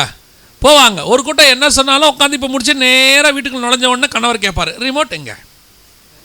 சில ஆட்கள்லாம் சாப்பிடும் போது எதை பார்ப்பாங்க? டிவி பார்க்குறது பழக்கம். கேட்டால் நாங்கள் என்ன பார்க்குறோம்? சீரியல் தான் பார்க்குறோம், சினிமாவை பார்க்குறோம். ஏன்னா இப்போ விசுவாசி கற்று வச்சுருக்கு, சினிமா தான் பாவம், சீரியல் இன்னும் இல்லை பாவம் இல்லை. ஏன்னா சீரியலில் நடிக்கிறது எல்லாம் பாஸ்டர் ஒய்ஃபு, பாஸ்டர் பசங்க தான். ஏன்னா சீரியலை ஆரம்பிக்கும் போதே என்ன சொல்லி தான் ஆரம்பிக்கிறாங்க? கர்த்தாவே உமக்கு சித்தம்லாம் இன்றைக்கி இவ்வளோ கல்யாணம் பண்ணி வச்சுருங்க. அப்படி முடியும் போது என்ன போகிறாங்க? கர்த்தருக்கு சித்தம்லாம் நாளை தொடரும். ஏன்னா இப்போ விசுவாசியெல்லாம் என்ன சொல்லி வச்சுருக்கு? சீரியல் என்ன இல்லையாம்மா? பாவமே இல்லையாம்மா, சினிமா தான் பாவமாம்மா. சீரியல் என்பது பெட்டிக்குள் இருக்கிற பாம்பு, சினிமா என்பது வெளியே வந்து படம் எடுத்து ஆடுற பாம்பு. ஆக மொத்தத்தில் பாம்பு தான். அப்போ ஒரு கேஸ் சிலர்லாம் என்ன சொன்னாலும் என்ன செய்யாது? போகவே கேட்காது. அதான் நான் சொல்லுவேன், எவ்வளோ செய்தி கொடுத்தாலும் ஒரு குரூப்புக்கு மண்டை ஏறாது. அது நேராக போய் வீட்டில் டிவி தான் பார்க்கும். அந்த மாதிரி ஆட்களுக்கு என்ன பண்ணுவார்னா, ஆண்டவர் திடீர்னு ஒரு வேலை ஒன்று செய்வார். பாஸ்டருக்கு திடீர்னு ஞாபகம் வரும், நம்ம ஏன் இன்றைக்கி போய் இந்த பிரதரையும் சிஸ்டரையும் பார்த்துட்டு வரக்கூடாது? ஏன் அவங்க ஞாபகம் வந்துச்சு? பாஸ்டர் நினச்சிப்பார், சும்மா தான் வந்துச்சு, கர்த்தர் ஞாபகப்படுத்துகிறார். காரணம் அது இல்லை. அந்த அம்மாவும் ஐயாவும் என்ன பண்ணிகிட்டு இருக்கிறாங்க வீட்டில்? ஏன்னா ஆண்டவர் சொன்னாலும் கேட்க மாட்டாங்க. அடுத்து யார் சொன்னால் கேட்பாங்க? பாஸ்டர் போய் நிற்பார் அங்கே, பிரைஸ் தி லார்ட் ஹல்லேலூயாம்பார். எல்லா பாஸ்டருமே பாருங்கள் நேராக வீட்டுக்குள்ளே வரவே மாட்டாங்க. என்ன செய்வாங்க? முதல்ல வாசலில் வந்து நின்று சோதரம் சிஸ்டர், சோதரம் பிரதர்னு ஒரு சவுண்டு கொடுப்பாங்க. எதுக்கு கொடுக்குறாங்க அந்த சவுண்டு? நீங்கள் ரெடி ஆகிறதுக்கு இல்லையா? பாஸ்டர் பிரைஸ் தி லார்ட் ஹல்லேலூயான்னு உங்கள் வீட்டில் என்ன சவுண்டு வரும்? நான் சொல்லிட்டா? கரெக்ட் சவுண்ட் சொல்லிட்டா? டிவி ஆஃப் பண்ணு வராது. நான் சொல்கிறேன், ரிமோட்டுங்க அப்படின்னு துள்ளி குதித்து அந்த ரிமோட்டை எடுத்து 0 பட்டன் அப்படி அமுக்குவாங்க பாருங்க. இருந்தவரும் இருக்கிறவரும் வருகிற, அதுக்குன்னே ஒரு ஆள் சேனல் வச்சுருக்காரு உங்களை காப்பாற்றுறதுக்குன்னே. ஏன்னா நீங்கள் என்ன சொன்னாலும் சர்ச்சில் என்ன பண்ண மாட்டீங்க? கேட்க மாட்டீங்க. இந்த மாதிரி நேரடியாக பிடிச்சி குத்தா தான் உண்டு. ஒரு விசுவாசி அதுக்கும் அசராது. ஒரு பாஸ்டர் வீட்டுக்கு போயிட்டார், போனால் டிவியில் பாட்டு ஓடிக்கிட்டு இருக்கு, மலர்ந்தும் மலராதன்னு ஓடுது. உடனே பாஸ்டர் பார்த்தாரு, என்னம்மா இது வீட்டில் பாட்டு ஓடுது? அந்த அம்மா சொல்லிச்சு, பாருங்கள் பாஸ்டர், பழைய பாட்டு எவ்வளோ நல்லா இருக்குது, புது பாட்டு தான் பாஸ்டர் ரொம்ப மோசம். அவர் சொல்கிறார், நானும் உட்காந்து பார்க்கவா? இன்றைக்கெல்லாம் விசுவாசி எந்த அளவில் இருக்குதுன்னு கேட்டிங்கன்னு சொன்னால், இயேசுநாதரே வருகைக்கு வரணும்னா ஒரு 3 நாளைக்கு முன்னாடி கொடுத்துடணும் இன்டிமேஷன், மண்டே வரப்போகிறேன், நீ ரெடி ஆகிக்கனா தான் ரெடி ஆகும். அப்போ ஒரு கூட்டம் கண்டிப்பாக போகவே போகாது. ஏன்னா பைபிள்லையே பாதி தான் போகணும்னு இருக்கு. 10 கன்னிகைகள் இருப்பார்கள், எத்தனை பேர் போவார்கள்? 5 பேர் போவார்கள். 2 பேர் வயலில் இருப்பான், ஒருவன் எடுத்துக்கொள்ளப்படுவான், ஒருவன். 2 ஸ்திரீகள் மாவாட்டி கொண்டிருப்பார்கள், ஒருவள் எடுத்துக்கொள்ளப்படுவாள், ஒருவள். அப்போது எத்தனை பேர் போவாங்க? பாதி தான் போகும், 50% போகும். அப்போ அது அடுத்த 50% இருக்குல்ல, கைவிடப்பட்ட கூட்டம், அது எங்கே இருக்கும்? இங்கே தான் இருக்கும். இவர்களுக்கு தான் அந்த உபத்திரவம். 9ஆம் அதிகாரம் 6ஆம் வசனம் வருது இல்லை, அந்நாட்களில் சாவை தேடியும் அவர்கள் காரணம் என்ன? உபத்திரவம் பிடிச்சி ஆட்டம் இப்போவே இருக்குது பாருங்க. இந்தியாவில் கிறிஸ்தவத்துக்கு உபத்திரவம் எவ்வளோ இருக்குது? இதெல்லாம் என்ன பார்த்திய? இனிமேட்டு வரப்போகுது உச்ச உபத்திரவம். அப்போ எதுவும் கிடைக்காது, சாப்பிட கிடைக்காது, வாங்க முடியாது. கிறிஸ்தவனா ஒன்றும் கொடுக்க மாட்டான். அந்த அளவுக்கு சட்டமெல்லாம் வரும், உலகளாவிய சட்டம். இந்தியாவில் இல்லை, உலகளாவிய சட்டம். அப்போ தான் அவங்க நினைப்பாங்க, இந்த மாதிரி கொடுமைக்கு வாழ்கிறதுக்கு பேசாமல் என்ன செஞ்சிடலாம், செத்துட்டா நல்லா இருக்குமே. இப்படி ஒரு வருமானம் கேட்குறீங்களா? நமக்கு முன்னாடி தலைமுறையில் நம்ம அப்பாக்கள் காலத்தில் 1936லேருந்து 43 வரைக்கும் ஜெர்மனியில் ஹிட்லர் 60 லட்சம் யூதர்களை கொலை பண்ணார். அந்த யூதர்கள் நினச்சாங்களாம், அவர் பண்ண கொடுமையை பார்த்துட்டு பேசாமல் நம்மளே செத்துட்டா நல்லா இருக்குமே, சூசைட் பண்ணால் நரகத்துக்கு போயிடும், சாவே உனக்கு வராதா, ஏதாவது மரணம் வந்தால் நல்லா இருக்குமே அப்படின்னு நினச்சாங்களாம். காரணம் என்னென்னா, ஹிட்லர் அந்த அளவுக்கு கொடுமைப்படுத்தினாராம். அதெல்லாம் சாம்பிளாமா, இனிமேட்டு தான் நிஜம் வரப்போகுது. அப்படி ஒரு கொடுமை காலம் வருவதற்கு முன்பதாக உங்களையும் என்னையும் மீட்க வருவேன் என்று இயேசு வாக்குத்தத்தம் பண்ணி இருக்கிறார். அல்லேலூயா. எதுக்காக இந்த கூட்டங்களை இவ்வளோ கஷ்டப்பட்டு நடத்துகிறாங்கன்னு நினைக்கிறீங்க? இப்போ அண்ணனுக்கு இந்த செய்தியை கேட்கணும்னா அவரே யூடியூப்பில் போய் தனியாக உட்காந்து பார்த்து முடிச்சுடுவார். அவர் போகும்போது ஒரு பெரிய கூட்டத்தை தன்னோடு கூட கொண்டு போக வேண்டும் என்று விரும்புகிறார். அதுக்கு தான் அந்த கூட்டம் நடக்குது. அப்போ ஒரு கூட்டம் போயிடும், ஒரு கூட்டம் என்ன சொன்னாலும் காதில் ஏறாது. அந்த கூட்டத்துக்கு தான் உபத்திரவம். சாவை தேடியும் அதை காணாதிருப்பார்கள். அப்படி ஒரு சிச்சுவேஷன் நடக்குமா? சாக விடாமல் தடுத்து நிறுத்த வசனம் சொல்லுவாங்களேன், சாவை தேடியும் அதை காணாதிருப்பார்கள். எப்படி நடக்கும்? ஏன் மரணம் வராமல் போகும்? மரணம் வராமல் போகிறதுக்கு என்ன காரணம் அப்படின்னு கேட்டால் ஒரே ஒரு வசனம் வாசிங்க, அதுக்கப்புறம் அந்த ப்ரூஃபை காட்டுறேன். லேவியராகமத்தின் புஸ்தகம் 17ஆம் அதிகாரம் 11வது வசனம் வாசிங்க. மாம்சத்தின் உயிர் எங்கே இருக்கு பாருங்க வசனம். இந்த வசனத்தை ஆண்டவர் கொடுக்கும்போது எவ்வளோ நாள் தெரியுமா? இன்னையிலேருந்து ஏறக்குறைய 4000 வருஷத்துக்கு முன்னாடி, இன்னையிலேருந்து ஏறக்குறைய 4000 வருஷத்துக்கு முன்னாடி அன்னைக்கே ஒரு மெடிக்கல் விஷயத்தை கர்த்தர் சொல்கிறாரு. மனுஷனுடைய உயிர் எதுக்குள்ளே இருக்குது? ரத்தத்துக்குள்ளே இருக்குது. அதை தான் நம்ம உயிரணுக்கள்னு சொல்கிறோம். வெள்ளை அணுக்கள், சிவப்பு அணுக்கள்லாம் நம்ம சொல்கிறோம். இந்த ஆராய்ச்சியை கர்த்தர் எங்கே சொல்கிறாரு? மோசேக்கு லேவியராகமத்தில் வனாந்தரத்தில் வச்சு சொல்கிறார். அன்னைக்கு சொன்னதை இப்போ தான் ஒரு 200 வருஷத்துக்கு முன்னாடி மெடிக்கலி கண்டுபிடிச்சாங்க. எப்படி கண்டுபிடிச்சாங்கன்னா, அது வெள்ளை அணு, இது சிவப்பு அணு, அதுக்குள்ளே பிளேட்லெட்ஸ் இருக்குது. அதான் பிளேட்லெட்ஸ்லாம் இப்போ தான் கண்டுபிடிச்சாங்க. இப்போது நம்ம உயிர் எதுக்குள்ளே இருக்குது? இப்போ அந்திக்கிற சாட்சியில், அதாவது உபத்திரவ காலத்தில் என்ன பண்ண போகிறாங்கன்னா, உங்களை சாக விடாமல் தடுத்து நிறுத்த போகிறாங்க. எப்படி செய்கிறாங்கன்னா, இதுக்கு பேர் செயற்கை ரத்தம்னு பேர். இதுக்கு பேர் என்னது? செயற்கை ரத்தம். இப்போ ரெடியாக இருக்குது. 2004 இது ரெடியாக இருக்குது. இது 2004. இந்த செயற்கை ரத்தம்னா என்ன அதை நான் சொல்லிடுறேன். இப்போ நம்ம உடம்புல ரத்தம் இருக்குதா, இருக்கா இல்லையா? ரத்தம் இருக்கிறவங்க ஒரு அல்லேலூயா சொல்லுங்களேன். ரத்தம் இல்லாதவங்க ஒரு அல்லேலூயா சொல்லுங்களேன். ஓகே, ரைட், கரெக்டாக இருக்கிறீங்க இப்போ எல்லாம். ரைட்டு. அப்போது நம்ம ரத்தத்துக்குள்ளே சிவப்பு அணுக்கள், வெள்ளை அணுக்கள்னு 2 இருக்குது. இந்த வெள்ளை அணுக்கள்னா என்ன? அதான் நம்ம ரத்தத்துக்குள்ளே இருக்கிற இராணுவ வீரர்கள் மாதிரி. இப்போ ஜுரம் வந்த உடனே உங்களுக்கு உடம்பு என்ன ஆகுது? ஜுரம் வந்தால் என்ன ஆகுது? சூடாகுது. இந்த சூடு யார் பண்ணி விட்றா? யார் உள்ள அடுப்பத்தை வைக்கிறா? ஒவ்வொரு ஜுரத்துக்கும் ஒரு மாதிரி சூடு வருதா? மலேரியாவுக்கு ஒரு மாதிரி வருது, டைஃபாய்டுக்கு ஒரு மாதிரி, ஜாண்டிஸ்க்கு, மஞ்சக்காமாலைக்கு ஒரு மாதிரி, டெங்குக்கு வேறு மாதிரி. அதனால தான் டாக்டர் போனோன்னே என்ன கேட்குறாரு? ஜுரம் எப்போ வருது? விட்டு விட்டு வருதா? சாயங்காலத்தில் வருதா? கேட்குறாருல. காரணம் என்னென்னா, அந்தந்த கிருமிக்கு ஏற்ற மாதிரி இவங்க என்ன பண்ணி விடுவாங்க, உடம்புல சூட்டை ஏற்படுத்தி விடுவாங்க. மலேரியா வந்தால் சாயங்காலத்தில் வரும், டைஃபாய்டாக இருந்தால் விட்டு விட்டு வரும், மஞ்சக்காமலையாக இருந்தால் கண்ணு மஞ்சள் ஆகிடும். ஒவ்வொரு மாதிரி ஜுரத்தை உள்ள இந்த வேலையை செய்யறது யாருன்னா வெள்ளை அணுக்கள். நம்ம இராணுவ வீரர்கள் மாதிரி. நீங்கள் என்ன பண்ணுவீங்க தெரியுமா? உடனே ஒரு டோலோ 650 தூக்கி போடுவீங்க டம்முன்னு. அது என்னன்னு கேட்டிங்கன்னா மயக்க மருந்து மாதிரி. போட்ட உடனே அவங்க என்ன ஆகுறாங்க? கொஞ்ச நேரத்துக்கு மயக்கம் அடிச்சு கீழே விழுந்துருவாங்க. ஒரு 2 மணி நேரம் கழிச்சு முழிச்சு பார்ப்பாங்க, ஐயோ உள்ள மலேரியா கிருமி இருக்குது, தூங்கிட்டோம் போல அப்படின்ட்டு திருப்பி உடம்பு என்ன பண்ணி விடுவாங்க? சூடு பண்ணி விடுவாங்க. அப்போ தான் நீங்கள் சொல்கிறீங்க விட்டு விட்டு வருது ஜுரம். என்ன ஆகுது? விட்டு விட்டு வருது. ஏன் மாத்திரை போட்டும் கேட்கல? அதுக்கப்புறம் டாக்டர்கிட்ட போனோன்னா டாக்டர் என்ன சொல்கிறாரு? ஜுரம் எத்தனை நாளாக வருது? ஒரு 5 நாளாக இருக்குது. அப்போனா என்ன பண்ணிவிடுங்க? ஒரு டெஸ்ட் பண்ணிடுங்க. என்ன டெஸ்ட் பண்ணணும்? பிளட் டெஸ்ட் பண்ணணும். அந்த பிளட் டெஸ்ட் பண்ண உடனே பிளட்டை எடுக்கும்போது அந்த வெள்ளை அணுக்கள் ஒரு இமெயில் அனுப்பிவிடுவாங்க. இந்த ஆள் உடம்புக்குள்ளே என்ன இருக்குது? மலேரியா இருக்குது, இந்த ஆள் உடம்புக்குள்ளே டைஃபாய்டு இருக்குது. இந்த வேலையை செய்கிறது யார் செய்கிறா? வெள்ளை அணுக்கள் செய்கிறாங்க. 2வது சிவப்பு அணுக்கள். இவங்க யார் அப்படின்னு கேட்டால், நீங்கள் மூச்சை இழுக்கிறீங்களா? இழுக்கும் போது தலை வரைக்கும் போய் கால் வரைக்கும் மூச்சு போகுது இல்லை, ரத்தம் ஓட்டம் கீழேருந்து மேலேருந்து கீழே போகுது, கீழேருந்து மேலே போகுது. இந்த ரத்தத்தை ஓட வைக்கிற மோட்டாரே அவங்க தான். அப்படியே எதிர்நீச்சல் போட்டு ஏற்றி விடுவாங்க. 2வது இவங்களுடைய வேலை மிக முக்கியமான வேலை, உங்களுக்குலாம் பிடிச்ச வேலை என்ன தெரியுமா? என்ன நினைக்கிறீங்க? இல்லை, கலர். சக்கசவேர்னு இருக்கிறாரு, வெள்ளை வெளியேர்னு இருக்கிறாரு, சுண்டுனா ரத்தம் வருது, மாப்பிள்ளை பார்க்கறதுக்கு ராஜா மாதிரி இருக்கிறாரு, பொண்ணு மாம்பழம் மாதிரி இருக்குது சொல்கிறோம்ல. இந்த கலர் யார் கொடுக்குறதுனா யார் கொடுக்குற வேலை? இந்த சிவப்பு அணுக்கள் கொடுக்குற வேலை. இது விவரம் புரியாமல் இது ஃபேர் அண்ட் லெவல் வாங்கி மேலே போடுது.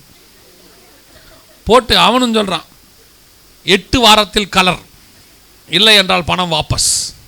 என்றைக்காவது போய் வாபஸ் வாங்கியிருக்கிறீங்களா? நீங்கள் கலர் ஆகிட்டீங்களா? அதெல்லாம் ஆக முடியாது. நிறைய பேருக்கு அந்த ஃபேர் அண்ட் லவ்லியை போட போட கலரான மாதிரியே ஒரு ஃபீலாக இருக்கும். கொஞ்சம் கலர் கூடினா மாதிரி இருக்குதும்பா.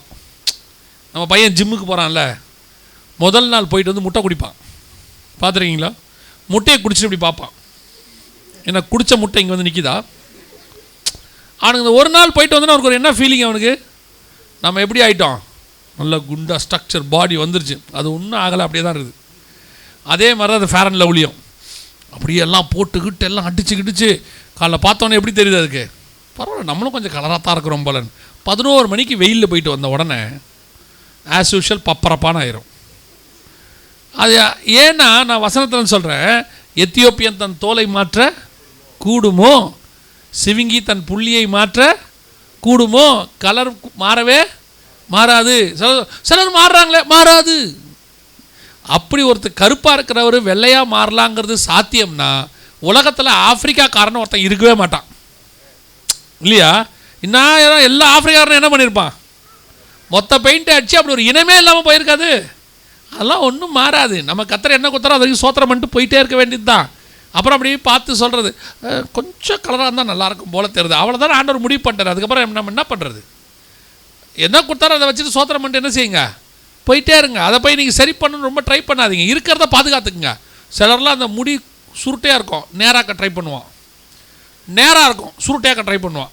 இப்படி சுருட்டையாக்கி முன்னாடி தொங்க விட்டு புஃப்னு ஊதுறது, கர்லிங் ஹேர். ஆமாம், எதையோ ஒன்றை போட்டு 2 வருஷம் கழிச்சு பார்த்தீங்கன்னா மொத்தம் கொட்டி, அப்புறம் என்ன பண்ணுவோன்னா இருக்கிறத பாதுகாப்போம். இதை தூக்கி இப்படி தூக்கி விட்றான், இதை இப்படி கடைசியில் மொத்தம் போய் அவ்வளோதான் முடிஞ்சிருச்சு. பொதுவாக சொன்னேன் நான் யாரையும் பர்டிகுலராக சொன்னன்ற ஃபீலுக்கு நீங்கள் வரக்கூடாது, தெரியாமல் சொல்லிவிட்டோமாங்க. அதனால் கர்த்தர் நமக்கு என்ன கொடுத்தாரோ அதோட என்ன செஞ்சுருக்கணும், சோதனம் பண்ணிட்டு போயிடணும். அப்போது இந்த வெள்ளை அணுக்கள் சிவப்பு அணுக்கள் 2 இருக்கா. ரொம்ப நாளாக இந்த செயற்கை ரத்தத்தில் வெள்ளை அணுக்கள் கண்டுபிடிக்காமல் இருந்தாங்க. இப்போ வெள்ளை அணுக்கள் என்ன பண்ணிட்டாங்க, கண்டுபிடிச்சாச்சு. கண்டுபிடிச்சி இந்த மாதிரி இப்போ ஏற்ற தொடங்கியாச்சு. இப்போ இது எப்படி இதோட விஷயம்னா, நமக்கெல்லாம் பிளட் குரூப்னு ஒன்று இருக்கா, இருக்கு. ஏ பாசிட்டிவ், பி பாசிட்டிவ் இப்படிலாம் இருக்குல்ல. இது எதுவுமே கிடையாது. ஓ பாசிட்டிவ் கேள்விப்பட்டிருக்கீங்களா? அது காமன் டோனர், யாருக்கு வேணாலும் என்ன செய்யலாம், ஏற்றலாம் அர்ஜென்ட்டுக்கு. அந்த மாதிரி தான் இது பவுடர் மாதிரி இருக்கும், தண்ணியில் கலந்து என்ன செஞ்சிடலாம், உங்கள் பாடியில் ஏற்றிக்கலாம். எந்த குரூப்காரங்களுக்கு வேணால் ஏற்றலாம். இப்போ நான் சொல்கிறது 2012க்கு மேலே எல்லா ஹாஸ்பிட்டலும் இந்த இருக்குது. இப்போ ஆர்டிஃபிஷியல் பிளட் ரெடியாக இருக்குது. இப்போ இராணுவம் ஒருவேளை போர்னு வந்துச்சுன்னா நீங்கள் பேப்பரில் பார்த்தீங்கன்னா எல்லா நாடும் இதுதான் யூஸ் பண்ண போகிறாங்க இராணுவ வீரர்களுக்கு. ஏன்னா இப்போ இஸ்ரேல் வந்து ஹிஸ்புல்லாவோட சண்டை போட்ட பிறகு அவங்களுக்கு பெரிய பாதிப்பு ஏற்பட்ட உடனே இந்த செயற்கை ரத்தத்தை இராணுவ வீரர்களுக்கு கொடுத்து 72 மணி நேரம் உயிர் போகாமல் என்னவா இருந்துச்சு, பாதுகாப்பாக இருந்தாங்க. அதுக்குள்ளே அவங்கள காப்பாற்றிட்டாங்க. ஸோ இப்போ சாக விடாமல் தடுத்து நிறுத்தக்கூடிய, உயிர்களை தடுக்கக்கூடியதான இப்போ என்ன இருக்குது, ஆர்டிஃபிஷியல் பிளட்டு ரெடியாக இருக்குது. இப்போ இது என்ன ஆகும் அப்படின்னு கேட்டிங்கன்னா, வருகைக்கு பின்னாடி எல்லா ஹாஸ்பிட்டல்லையும் வச்சுருப்பாங்க. உபத்திரவ காலத்தில் உபத்திரவம் வரும், அடிப்பாங்க உதப்பாங்க, ஹிட்லர் காலம் மாதிரி. ஆனால் ஹிட்லர் காலத்தில் சாவு, யூதர்கள் 60 லட்சம் பேர் செத்து போனாங்க. இதில் ஒருத்தர் கூட சாக முடியாது. அந்த 7 வருஷமாக என்ன நடக்கும், உபத்திரவம் நடக்கும், அடிப்பாங்க உதப்பாங்க, கண்ணுக்கு முன்னாடி பிள்ளையை அடிப்பாங்க, எல்லாம் நடக்கும். ஆனாலும் மரணம் வராது. அதையும் தாண்டி ரத்த சாட்சியாக மறிக்கிறவங்க கொஞ்சம் பேர் இருக்கிறாங்க, அது 3 வருஷம் கழிச்சு. இப்போவே உங்களை சாக விடாமல் தடுத்து நிறுத்தக்கூடிய ஆர்டிஃபிஷியல் பிளட் என்னவா இருக்குது, தயாராக இருக்குது. இது வந்து நமக்கு ஒரு ப்ரூஃப், ஆர்டிஃபிஷியல் பிளட் அப்படின்னு. இது மட்டும் இல்லை, இது பாருங்க, இது ஆர்டிஃபிஷியல் ஹார்ட், செயற்கை இருதயம்.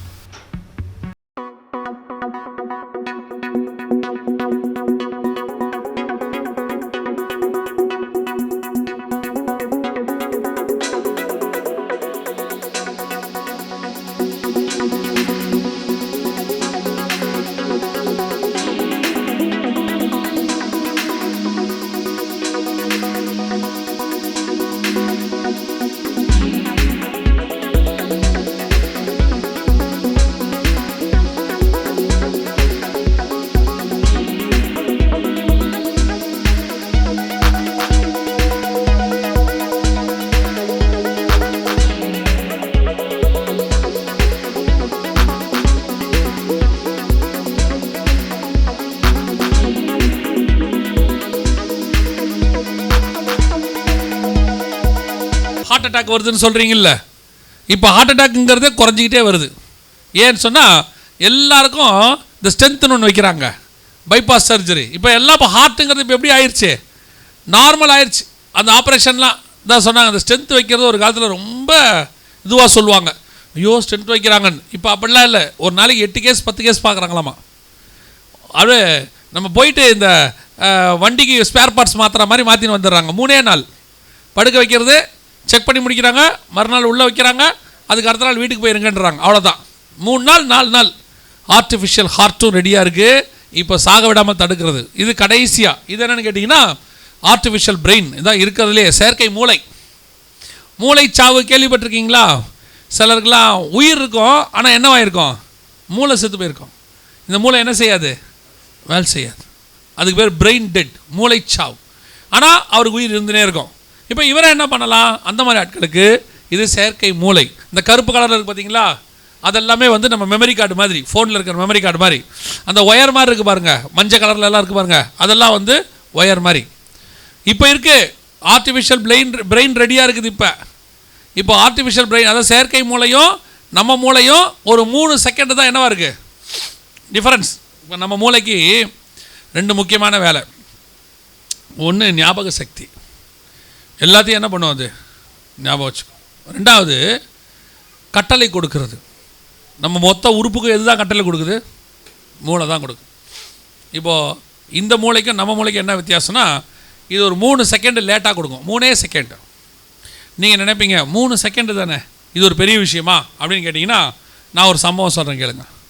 இப்போ ஒரு பையன் கிரிக்கெட் விளையாடிட்டு இருக்கிறாங்க ரோட்டில், நீங்கள் போயிட்டே இருக்கிறீங்க, அவன் வேகமாக பால் அடிக்கிறான், அந்த பால் வருது. அந்த பால் வரும்போது என்றைக்காவது யோசிச்சுருக்கீங்களா நீங்கள், உங்களை நோக்கி வரும்போது பந்தானது வடமேற்கு திசையிலிருந்து 45 டிகிரி சாய்வாக 60 கிலோமீட்டர் வேகத்தில் என் நெத்தியை நோக்கி வந்து கொண்டிருக்கிறது. நான் என் தலையை தென்மேற்கு திசையில் 65 டிகிரி சாயும் போது பந்தானது கடந்து போகும் அப்படின்னு நினச்சி சாச்சிருக்கிறீங்களா? வந்த உடனே என்ன நடக்குது, டக்குன்னு குனிறோம். இல்லை, நல்ல வேலை குனிஞ்ச சொல்கிறீங்க தானே. அந்த டக்கு யார் பண்ணுற வேலை, இந்த மூளை பண்ணுற வேலை. இந்த மூளையாக இருந்துச்சுன்னா என்ன செய்யணும், டம்முன்னு வந்து அடித்த உடனே 3 செகண்ட் கழித்து சொல்லும், பந்து வருது விலகிக்கேன்னு சொல்லும். இதான் அதுக்கு என்ன வித்தியாசம், இந்த 3 செகண்ட் வித்தியாசம். இப்போ அவங்க என்ன சொல்கிறாங்கன்னா, அதையும் நாங்கள் என்ன பண்ண போகிறோம், ரெக்டிஃபை பண்ணி சரி பண்ணிடுவோம். மனுஷ மூளை எப்படி வேலை செய்தோ அதே மாதிரி என்ன மூளை வேலை செய்யும், செயற்கை மூளையும் வேலை செய்யும். அடிக்கடி நீங்கள் பார்த்துருப்பீங்க, ஏஐ டெக்னாலஜின்னு இங்கிலீஷில் சொல்லுவாங்க, தமிழில் செயற்கை நுண்ணறிவு, ரோபோட்டு பேசுதுன்னெலாம் கேள்விப்பட்டிருக்கீங்களா? பின்னாடி பார்ப்போம்.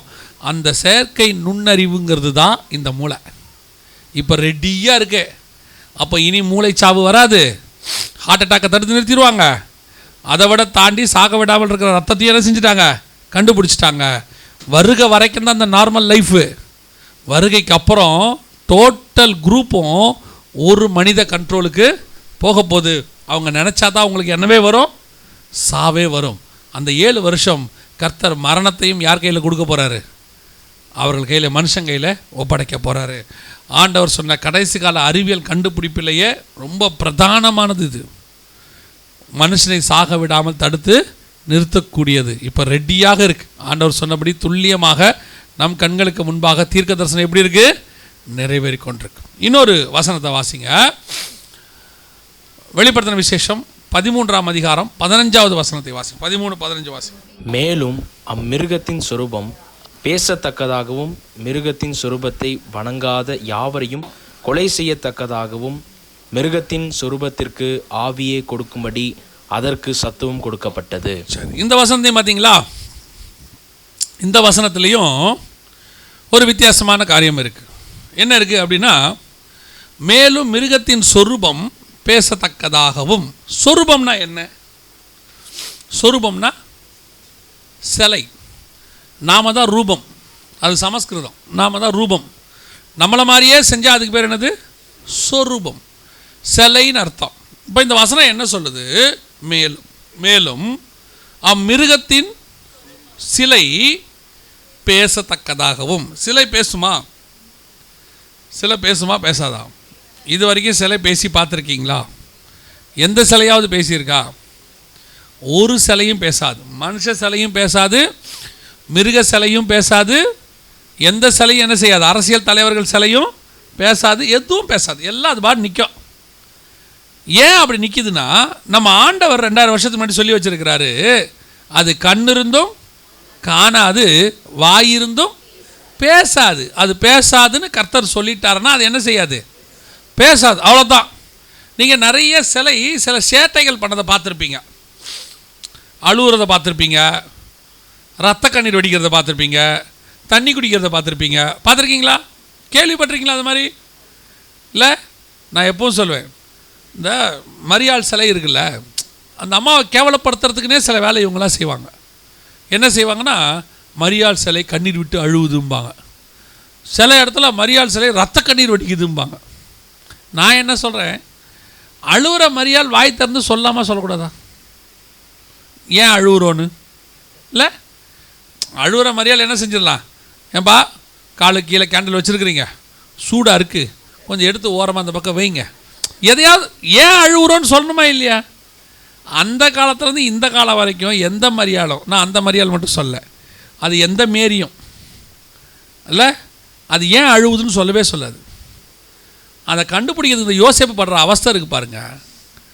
இன்னை வரைக்கும் சகோதரிமார்கள் ஏன் அழுவுதுன்னு கணவனால் என்ன பண்ண முடியாது, கண்டே பிடிக்க முடியாது. அவனே யோசிப்பான், இதுவாக இருக்குமோ அதுவாக இருக்குமோ, எல்லாத்தையும் அவனே யோசித்து முடிச்சு அவன் பைத்தியம் முடிக்கிற நிலைமைக்கு வந்து, இப்போ நீ எதுக்காக அழுவுற அப்படின்னு சொன்னால், எங்கள் அம்மா எனக்கு அந்த காலத்தில் அது அப்பயும் சொல்ல, அது என்னன்னு சொல்ல வந்துச்சுன்னு கடைசி வரைக்கும் என்ன செய்யாது. நான் அதனால தான் யோசித்து பார்த்தேன், 95% பார்த்தீங்கன்னா மரியாள் சிலை தனியாக தான் இருக்கும். பார்த்துருக்கீங்களா? எந்த இடத்துல மரியாள் சூசையப்பரோட நிற்காது, ஏதோ எங்கேயோ 1-2 நிற்கும். பொதுவாக பார்த்தா மரியாள் சிலை எப்படி தான் இருக்கும், தனியாக இருக்கும். காரணம் என்னென்னா, கூட நிற்க முடியாது, கஷ்டம். ஏன்னா அது ஏன் அழுவுதுன்னு சொல்ல மாட்டேன்தா. இப்போ இருக்க சூசைப்பர் நிறைய பேர் வீட்டில் இருக்கிறோம் அப்படி தாங்கிறான், அது அழ ஆரம்பிச்சு அவன் போயிடுறான், சட்டையை போட்டு போயிட்டு ஒரு மணி நேரம் கழித்து. முந்தியெல்லாம் பாவம் செல்ஃபோன் இருக்காது, வேறு வழியில் எங்கே வருவான், வீட்டுக்கு திருப்பி வருவான். இப்போ இருக்க கணவன்மார்கள்லாம் ரொம்ப அறிவுபூர்வமாக இருக்கான், வெளியே போயிட்டு 1 மணி நேரம் கழித்து பையனுக்கு ஃபோன் அடிக்கிறான், நிலைமை எப்படி இருக்கிறது, வரலாமா வேணாமா, புயல் கரையை கடந்துருச்சா இல்லையா, அவன் வெதர் ரிப்போர்ட் கொடுக்குறான், இப்போ கொஞ்சம் பரவாயில்ல. நிறைய வீட்டில் அதான் நடக்குது.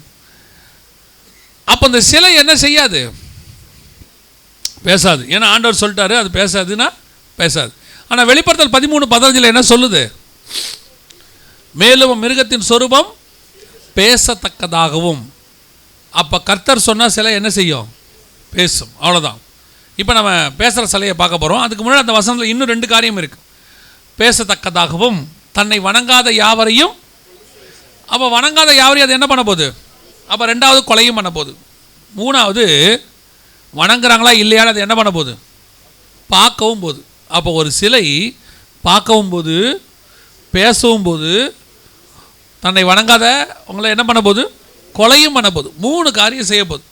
இப்படி செய்யும்னு சொல்லி கடைசி காலத்தில் நடக்கும்னு ஆண்டவர் சொல்கிறார்.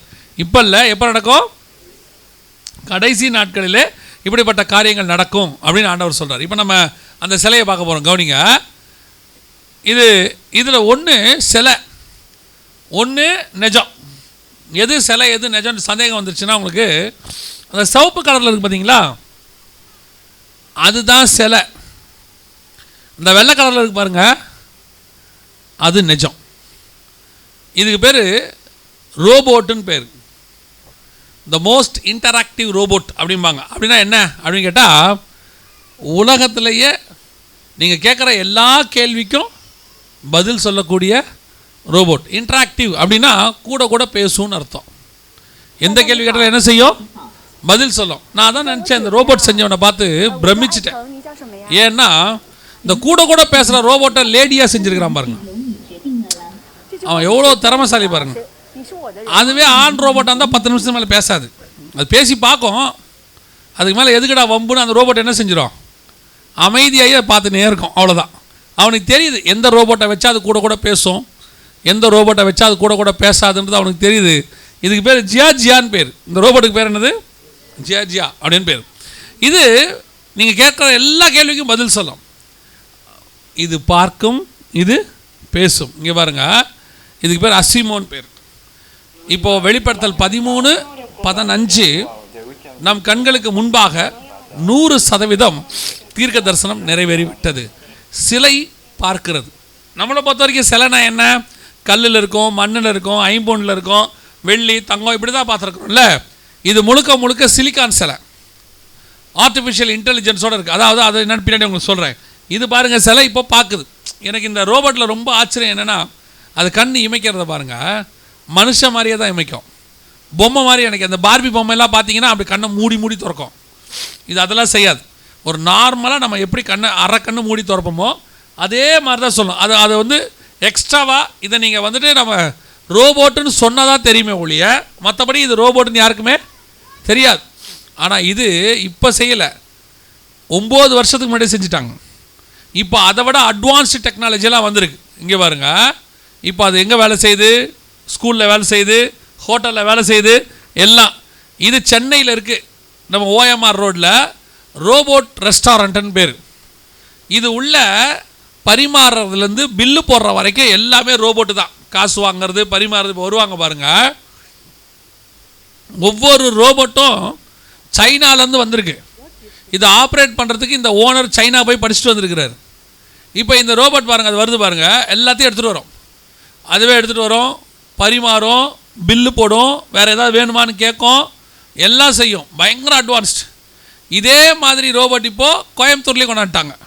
சென்னையில் கிடைத்த வரவேற்பை தொடர்ந்து கோவையில் முதன்முறையாக ரோபோக்கள் சேவை செய்யும் உணவகம் ஒன்று திறக்கப்பட்டுள்ளது.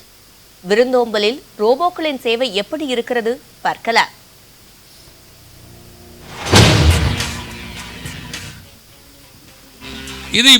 இது கோயம்புத்தூரில். இப்போ என்னன்னு கேட்டிங்கன்னா, முழுக்க முழுக்க எல்லா நாடுகள்லையும் எல்லா ஸ்டேட்லையும் இப்போ ரோபோட்டுகள் பரிமாறதை அதிகப்படுத்திக்கிட்டே இருக்கிறாங்க. காரணம் என்ன அப்படின்னு கேட்டால், இப்போ இந்த கொரோனா பயம் வந்துருச்சா, கொரோனா பிரச்சனை வந்துருச்சா, இப்போ இந்த வியாதி தொத்தாமல் இருக்கிறதுக்கு மனுஷனுக்கு மனுஷன் பரிமாறினா தானே பிரச்சனை. மனுஷனுக்கு பதிலாக ரோபோட் பரிமாறினா கொரோனா என்ன செய்யாது, பரவாது. இப்போ நீங்கள் இந்த கொரோனா பிரச்சனையை பார்த்துட்டு இருக்கிறீங்களே, இது வந்து ஒரு சாம்பிளுக்காக தான் பண்ணி பார்த்துருக்குறாங்க. இப்போ என்ன சொல்கிறீங்க, உலகளாவிய பிரச்சனையாக இருக்குது, உலகம் முழுக்க இது ப்ராப்ளம் போயிட்டு இருக்கும்போது இது சிம்பிள் மேட்டர்ன்றீங்களே. நாங்கள் ஆரம்பத்துலேருந்தே சொல்கிறோம், இது வந்து ஒரு ஸ்டார்டிங் பாயிண்ட். இது உங்களுக்கு என்ன வச்சுருக்குறாங்க, இப்போ ஒரு செக் பண்ணி பார்த்துருக்குறாங்க, எந்தெந்த நாட்டில் கொரோனா எப்படி பரவுது, யார் யார் பாதிக்கப்படாமல் இருக்காங்க, எங்கெங்கெல்லாம் மருந்து தேவைப்படுது, யார் யாரோட உடம்பு ஸ்ட்ராங்காக இருக்குது, எல்லாத்தையும் இப்போ உலகம் ஃபுல்லாக என்ன பண்ணிட்டாங்க, செக் பண்ணி பார்த்து முடிச்சாச்சு. இதுக்கு அப்புறம் ஒன்று வரும், இந்த வருஷமோ அடுத்த வருஷமோ ஒன்று வரும். இல்லை, அதுதான் இப்போயே உங்களுக்கு ஒரு ஹிண்ட்டு கொடுத்துட்டாங்க. என்ன சொல்லிட்டாங்க, கொரோனாவோட அடுத்த வெர்ஷன் வருது, இதை விட பெரிய கிருமியெல்லாம் வருதுன்னு சொல்லி வச்சுட்டாங்க. அது வரும்போது தான் நமக்கு பிரச்சனை இருக்குது. அப்போ என்ன ஆகிடும், ஆட்டோமேட்டிக்காக மனுஷனுக்கு வேலை செய்கிறதுக்கு இன்னொரு மனுஷன் கிடையாது. மனுஷனுக்கு பதிலாக எதை கொண்டாந்துருவாங்க, ரோபோட்டை கொண்டாந்துருவாங்க. அந்த ரோபோட்டை கொண்டாந்துட்டோம்னா நோய் பரவாது அப்படின்றது அவங்க திட்டம். ஆக்சுவலாக அதோட அர்த்தம் என்னென்னா, மனுஷனை கண்ட்ரோல் பண்ணுறதுக்கு எதை கொண்டு வராங்க, ரோபோ. நாம் ஒரு காலத்தில் ரோபோட்டை கண்ட்ரோல் பண்ணிக்கிட்டு இருந்தோம். இப்போ ரோபோட் என்ன செய்ய போகுது, மனுஷனை கண்ட்ரோல் பண்ண போகுது. இங்கே பாருங்கள், இது துபாயில் ஏர்போர்ட்டில் போலீஸுக்கு பதிலாக ரோபோட்டை கொண்டாந்தாச்சு. ஃபஸ்ட்டு ரோபோட்டு நமக்கு வேலைக்கார மாதிரி இருந்துச்சு, இப்போ போலீஸ் ஆயிடுச்சுன்னா அப்போ ரோபோட் இப்போ என்ன பண்ண போகுது, நம்மளை அது நம்மளை நடத்த போகுது. அது இன்ஸ்ட்ரக்ஷன் கொடுக்கும், ஆர்டர் கொடுக்கும், அங்கே போ இங்கே போ. அந்த 2 கண்ணும் வந்து 2 கேமரா, வீடியோ கேமரா, மொத்தத்தையும் அது என்ன செஞ்சிடும், வீடியோ எடுத்துரும். அதோடைய நெஞ்சு பகுதியில் பாருங்கள் தொடுத்திரை இருக்குது, டச் ஸ்க்ரீன். அதை போய் பார்த்தீங்கன்னா, டச் பண்ணி பார்த்தீங்கன்னா அது உங்களுக்கு எல்லாத்தையும் சொல்லும். அந்த வாய்ப்பகுதி மட்டும் மூடி வச்சுருக்குறாங்க. எதுக்காக அப்படின்னா, பைபிள் படி நம்ம காலத்தில் இல்லை, வருகைக்கு பின்னாடி அந்த போலீஸ்காரருக்கு பதிலாக அதான் பேசும். ஆண்டவர் சொன்னார், மேலும் மிருகத்தின் சொரூபம் பேசத்தக்கதாகவும். இப்போ பேசுகிறக்கூடிய சிலை என்னவா ஆயிடுச்சு, ரெடி ஆயிடுச்சு, இப்போவே ரெடி. அவங்க சும்மா வாய் அப்படி வச்சுருக்கிறாங்க. அதனால தான் பாருங்கள், அதிலே நீங்கள் புரிஞ்சுக்கணும், கண் வச்சுருக்கிறா, காது வச்சுருக்கிறா, ஏன் வாய் மட்டும் மூடி வச்சுருக்கிறா. பைபிள் படி வாய் எப்போ வரணும், வருகைக்கு பின்னாடி ரெடி ஆகணும். இப்போ அது ரூல் பண்ண தொடங்கிருச்சு, நம்மளை ஆளுகை செய்ய தொடங்கிருச்சு, அதுக்கு இன்ஸ்ட்ரக்ஷன் கொடுக்குது. இது ஏதோ துபாயின்னு சொல்லிட்டு விட்டுறாதீங்க, இது நம்ம ஊருக்கு வந்துருச்சு. கேரளாலையும் இப்போ கொண்டாண்டாங்க போலீஸ். கேரளா போலீஸ் டிபார்ட்மெண்ட்டில் கொண்டு வந்து ரோபோட்டை இணைச்சாச்சு. அதே மாதிரி இப்போ அவங்க ஊருக்கு போலீஸ் அப்படி இருந்தால் இது நம்ம ஊர் போலீஸ் தொப்பி எப்படி இருக்குது பாருங்கள். இப்போ கொண்டாந்தாச்சு. இது கண்டுபிடிக்கிறதுல இப்போ இதை ஈடுபடுத்துகிறாங்க. டிராஃபிக்கை பார்த்துக்கிட்டு இருக்குது, எல்லாத்தையும் ஸ்டோர் பண்ணிக்கிட்டு இருக்கு, எல்லா வேலையும் செய்ய தொடங்கிருச்சு. சில வருஷங்களுக்கு முன்னாடி அமெரிக்காவில் ஒரு பெரிய பிரச்சனை வந்துச்சு. என்ன பிரச்சனை அப்படின்னு கேட்டிங்கன்னு சொன்னால், நிறவெறி பிரச்சனை. கருப்பர்களுக்கும் வெள்ளைக்காரங்களுக்கும் சண்டை. அதில் நான் சொல்கிறது போன வருஷம் இல்லை, ஒரு 5 வருஷத்துக்கு முன்னாடி. அப்போது ஒரு கருப்பர்களை வெள்ளைக்காரங்க கொண்டுட்டாங்க. அப்போ கருப்பர்கள் அதுக்கு எதிராக போராடி பெரிய போராட்டம் நடந்துச்சு. அதில் பார்த்தீங்கன்னு சொன்னால் கலவரத்தை அடக்க முடியாமல் போயிடுச்சு. அடக்க முடியாமல் போன உடனே இந்த அமெரிக்காவில் அப்போ தான் ஃபஸ்ட்டு தெரிஞ்சிச்சு போலீஸில் ரோபோ டிபார்ட்மெண்ட் இருக்குதுன்னு கண்டுபிடிச்சாங்க. அது வரைக்கும் அமெரிக்கா அதை என்ன சொல்லலை, வெளியே சொல்லவே இல்லை. அப்புறம் தான் கண்டுபிடிச்சாங்க அமெரிக்கா போலீஸில் என்ன இருக்குது, ரோபோ டிபார்ட்மெண்ட் இருக்குது. அமெரிக்கா ஆர்மியில் என்ன இருக்குது, ரோபோ டிபார்ட்மெண்ட்டு. 3 நாள் கலவரம் மொத்தம் அடங்கிருச்சு. அத்தனை கலவரக்காரனே அடித்து நொறுக்கிருச்சு, எல்லாம் நார்மல் ஆயிடுச்சு. அப்போ தான் கண்டுபிடிச்சாங்க மனுஷனை இப்போ எது கண்ட்ரோல் பண்ண தொடங்கி இருக்குது, ரோபோட் கண்ட்ரோல் பண்ண தொடங்கியிருக்கு. இப்போது அந்த வெளிப்படுத்தல் 13:15 2வது பகுதி, தன்னை வணங்காத யாவரையும் இதான் கொலை செய்கிற ரோபோட். ஜப்பானில் செஞ்சுருக்கிறாங்க, இராணுவ வீரர்கள் மாதிரி வச்சுருக்கிறாங்க, இராணுவத்தில் சேர்த்துருக்குறாங்க. இப்போது 2021 இங்கிலாந்து இராணுவம், அமெரிக்க இராணுவம் எல்லாத்துலேயும் ரோபோ சேர்த்தாச்சு. காரணம் என்னென்னா, இந்த கொரோனா வைரஸ் வந்ததுனால இனி இராணுவ வீரர்களுக்கு என்ன வரும், கொரோனா தொத்து ஏற்படும் அப்படின்ட்டு ரோபோ பிரிவை எல்லாருமே கொண்டுட்டாங்க. ஃப்ரான்ஸு, அப்புறம் இங்கிலாந்து, ரஷ்யா எல்லாருமே கொண்டாந்துட்டாங்க. இப்போது கொலை செய்கிற சிலை என்னவா இருக்குது, தயாராக இருக்குது. வெளிப்படுத்தல் 13:15 நம்முடைய காலத்தில் 100% ரெடி. நம்ம நினச்சிக்கிட்டு இருக்கிறோம் தீர்க்க தரிசனம் இதுக்கு மேலே தான் நடக்க போகுதுன்னு.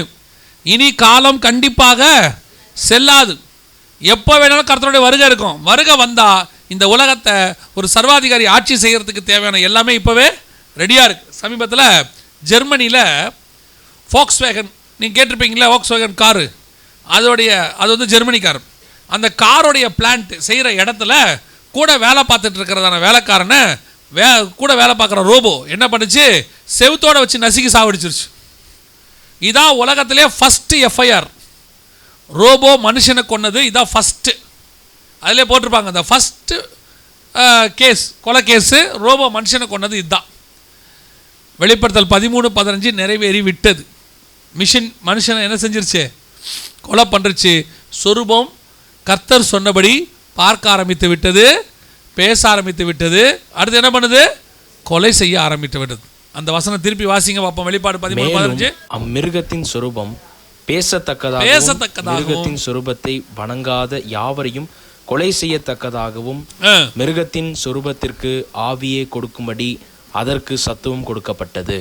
ஆவியை கொடுக்கும்படி என்ன வந்துச்சு, சத்துவம். ஆவியை கொடுக்கறதுனா என்ன அப்படின்னா, அதுவே சுயமாக யோசித்து எல்லாவற்றையும் செய்யக்கூடியதான அந்த பலத்தினாலும் அல்ல, பரக்கரத்தினாலும் அல்ல, என்னுடைய அந்த ஆவி வரும்போது நமக்கு என்ன வரும், எல்லாவற்றையும் செய்வதற்கு தேவையான அந்த பலன். அப்படிப்பட்டதான ஒரு காரியத்தை இந்த ரோபோட்டுக்கு கொடுப்பாங்கன்னு இருக்கு. அதுக்கு பேர் தான் ஆர்டிஃபிஷியல் இன்டெலிஜென்ட் ரோபோட்னு பேர். சவுண்ட் வைங்க பாப்போம். 现场的各位朋友，大家好，欢迎来到新华社。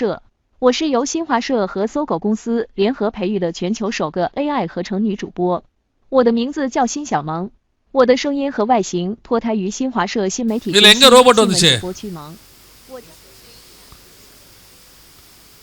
நியூஸ் வாசிச்சதே ரோபோட் தான்.人大2经获悉，参加的境外代表团已全部抵京，大会各项准备工作已经就绪。2时20分左右，出席13届全国人大2次会议的黑龙江代表团抵达北京站。这是首批举行的境外全国人大代表。 வாசிக்கிறாரோ அதை அப்படியே செய்யும். இது பெண் ரோபோட் வாசிக்கிறது. இது பாருங்க. Hello, everyone. I'm an English artificial intelligence anchor. This is my very first day in Xinhua News Agency. My voice and appearance are modeled on Zhang Zhao, a real anchor with Xinhua, the development of the media industry calls for continuous innovation and deep integration with the international advanced technology. இதை யாராவது நம்புவாங்களா ரோபோட்னா? ஒரு TV நியூஸில் வாசிக்கிற ஒரு மாதிரியே வாசிக்குது பாருங்கள், எல்லாமே அப்படியே 100% வெளிப்படுத்தல் விசேஷம் 13:15. எனக்கு இதை விட ஆச்சரியம் என்னன்னு கேட்டிங்கன்னா, இதுக்கு பேர் சோஃபியான்னு பேர். இதுக்கு என்ன விசேஷம்னு கேட்டால், இது வந்து சும்மா பார்க்கறதுக்கு அப்படி இருக்குது, இது ஒரிஜினலாக அப்படி இருக்காது. ஒரிஜினலாக பார்த்தீங்கன்னா அப்படியே லேடி மாதிரியே இருக்கும். இதுக்கு சவுதி அரேபியாவில் குடியுரிமை கொடுத்துருக்குறாங்க. எப்படி நமக்கு கொடுக்குறாங்க ஒரு குடியுரிமை, அந்த மாதிரி அதுக்கு ஒரு குடியுரிமை கொடுத்து, அதான் தலை ஃபுல்லாக ஒயர், அங்கே பாருங்க நின்று பேசுது, உள்ளே ஃபுல்லாக ஒயர் எல்லாமே. இப்போ அது கேட்ட கேள்விக்கு பதில் சொல்லும், எல்லாமே செஞ்சிச்சு. கடைசியாக அது ஒரு கேள்வி கேட்டாங்க, எதிர்காலத்தில் நீங்கள் என்னை கொலை பண்ணுவீங்களா அப்படிங்கிற. சவுதி சிட்டிசன்ஷிப் கொடுத்தாச்சு. அதை கேட்குறாங்க, எதிர்காலத்தில் நீங்கள் என்னை கொலை பண்ணுவீங்களா அப்படின்னு கேட்குறாரு நிருபர். அதுக்கு அது பதில் சொன்னால் பதில் தான் ரொம்ப நல்லா இருந்துச்சு. அது நீங்கள் நடந்து கொள்வதை பொறுத்து அப்படின்னுச்சு. பண்ண மாட்டேன்னு சொல்ல, அது என்ன சொல்லுச்சு, நீங்கள் நடந்து கொள்வதை பொறுத்து. இங்கே பாருங்க, சவுண்ட் வைங்க. Could you tell us a little about yourself and what you can do, Chloe?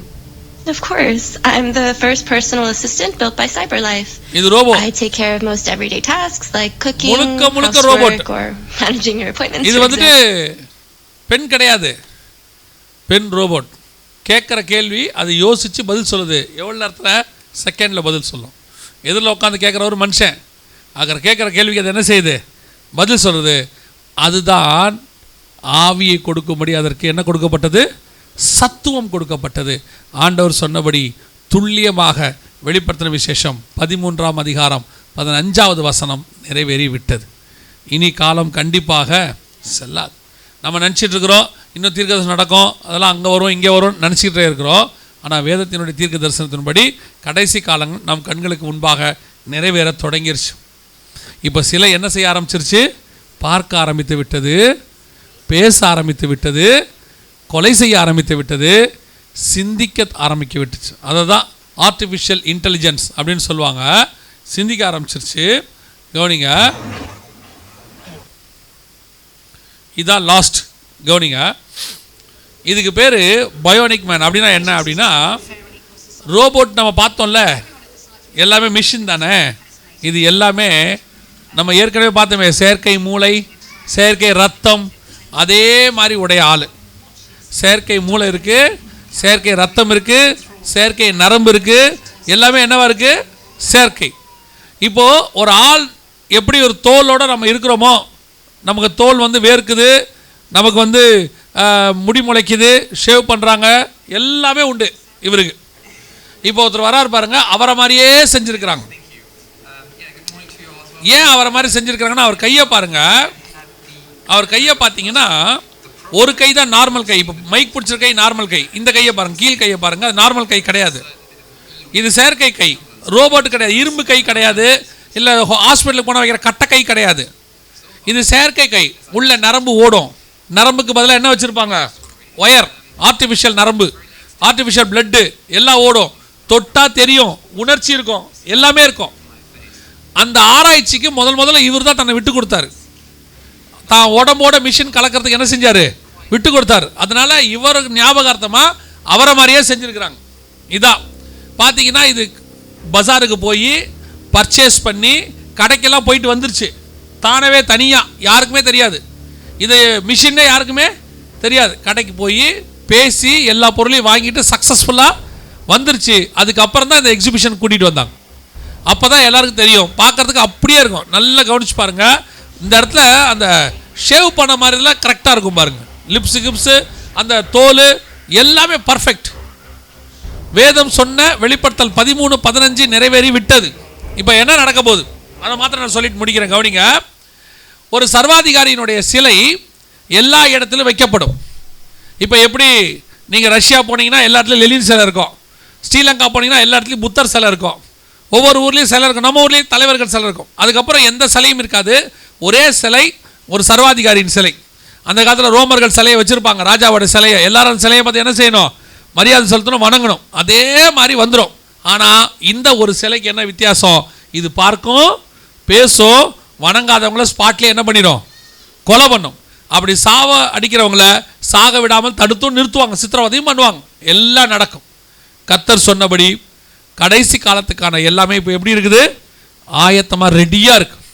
அப்போ ஏன் இன்னும் வருகை தாமதிக்குது? அதை மாத்திரம் சொல்லிட்டு முடிக்கிற வசனம் சொல்லுது, தாமதிக்கிறார் என்று சொல்லுகிறவர் தம்முடைய வாக்கு தத்தத்தை குறித்து தாமதமாக இராமல், 1 பேதுரு 3:9 இருக்கு, தாமதிக்கிறார் என்று சொல்லுகிறவர் தம்முடைய வாக்கு தத்தத்தை குறித்து தாமதமாக இராமல் இருக்கா? வாசிங்க அந்த வசனத்தை. எண்ணுகிறபடி தாமதமாக இராமல் ஒருவரும் கெட்டு போகாமல் எல்லாரும் மனம் திரும்ப வேண்டும் என்று விரும்பி. அப்ப கர்த்தர் ஏன் இன்னும் தாமதிக்கிறார் தெரியுமா? சபைக்குள்ள இவ்வளவு பேரை நான் கொண்டாந்துட்டேன், இவங்க எல்லாம் வருகைக்கு தான் வந்திருக்கிறாங்க. ஆனால் இங்க இருக்கிற அத்தனை பேர் என்ன ஆகணும்? ஆயத்தமாகணும். அத்தனை பேரும் வருகைக்கு என்னவாகணும்? மனம் திரும்பி ஆயத்தமாகணும். சபைக்குள்ள வந்ததுனால நீ வருகையில போக முடியாது. சபைக்குள்ள வந்து ஆயத்தமானாதான் வருகையில போக முடியும். இயேசுகிட்ட வந்ததுனால எல்லாரும் அப்போஸ்தலன் இல்லை, அவர் சொல்றபடி செஞ்சவன் தான் அப்போஸ்தலன், செய்யாதவன் யூதாசா மாறிடுவான். அதே தான் ஆண்டவர் சொல்றாரு. இன்னைக்கு ஆண்டவர் உங்களை சபைக்குள்ள கொண்டாந்துருக்கிறாரு, இங்கே அநேக காரியங்களை சொல்லி கொடுக்குறாரு. இவை எல்லாத்தினுடைய நோக்கம் என்ன தெரியுமா? ஒன்றே ஒன்று, சபையில் இருக்கிற அத்தனை பேரும் வருகையில் போகணும். கைவிடப்பட்டதுக்காக நம்ம சபைக்கு வரல, நரகத்துக்கு போகிறதுக்காக நம்ம சபைக்கு வரல, நம்ம ஒரு சர்வாதிகாரிகிட்ட மாற்றத்துக்காக சபைக்கு வரல, வெளியே இருந்தால் மாட்டிடுவோன்னு சொல்லி தான் கர்த்தர் உள்ளே கொண்டாந்துருக்கிறாரு. சபை என்பது நமக்கு நோவாவின் பேழையை மாதிரி கர்த்தர் உள்ளே கொண்டாந்துருக்கிறாரு. இங்கே வைத்து உங்களை ஆயத்தம் பண்ணுகிறார். ஒரு நாள் வரும், கர்த்தருடைய வருகை சம்பவிக்கும். அப்பொழுது நாம் அத்தனை பேரும் எடுத்துக்கொள்ளப்படுகிற கூட்டத்தில் காணப்பட வேண்டும். அல்லேலூயா. எடுத்துக்கொள்ளப்படுறதுக்கு என்ன பண்ணணும் அப்படிங்கிறத நாளை காலையில் நம்ம பார்க்க போகிறோம். நாளைக்கு மாலையில் கர்த்தருக்கு சித்தமானால், வருகை தாமதிக்குமானால், இதே மாதிரி வேறொரு ஆதாரத்தை நாம் பார்க்க போகிறோம். நாம் யாவரும் எழுந்திருப்போம், நாம் ஜெபிக்க போகிறோம். நமக்கு கொடுத்த நேரம் முடிஞ்சிருச்சு எனக்கு சரியா. கடைசி ஜெபத்தை மாத்திரம் பண்ணி அண்ணன்ட்ட கொடுக்குறேன். தொடர்ந்து அவங்க நடத்துவாங்க. நம்ம எல்லா கண்களையும் மூடுவோம். சீக்கிரமாக கொஞ்சம் வேகமாக எழுந்திரிங்க பார்ப்போம். ஆண்டவர் வரப்போகிறது உறுதி. இனி காலம் கண்டிப்பாக செல்லாது. நாம் கடைசி காலத்தினுடைய கடைசி ஜென்ரேஷனில் இருக்கிறோம். எந்த நேரமும் வாசலில் இருக்கிற இயேசு உள்ளே வருவார். ஆயத்தப்பட்ட கன்னிகைகளை அழைத்து கொண்டு போவார். அவர் அழைத்து கொண்டு போகிற கூட்டத்தில் நீங்களும் நானும் இருக்க வேண்டும். எந்த சூழ்நிலையிலும் அந்த கைவிடப்பட்ட கூட்டத்தில் நீங்கள் நானும் இருக்கக்கூடாது. இப்போ இந்த கொரோனாவுக்கு பிறகு இந்த சிலை எல்லா இடங்களிலும் வைக்கப்பட்டாகிவிட்டது. கர்நாடகாவில் கூட ஒரு ஹாஸ்பிட்டல் வாசலில் சிலை வச்சுருக்கிறாங்க.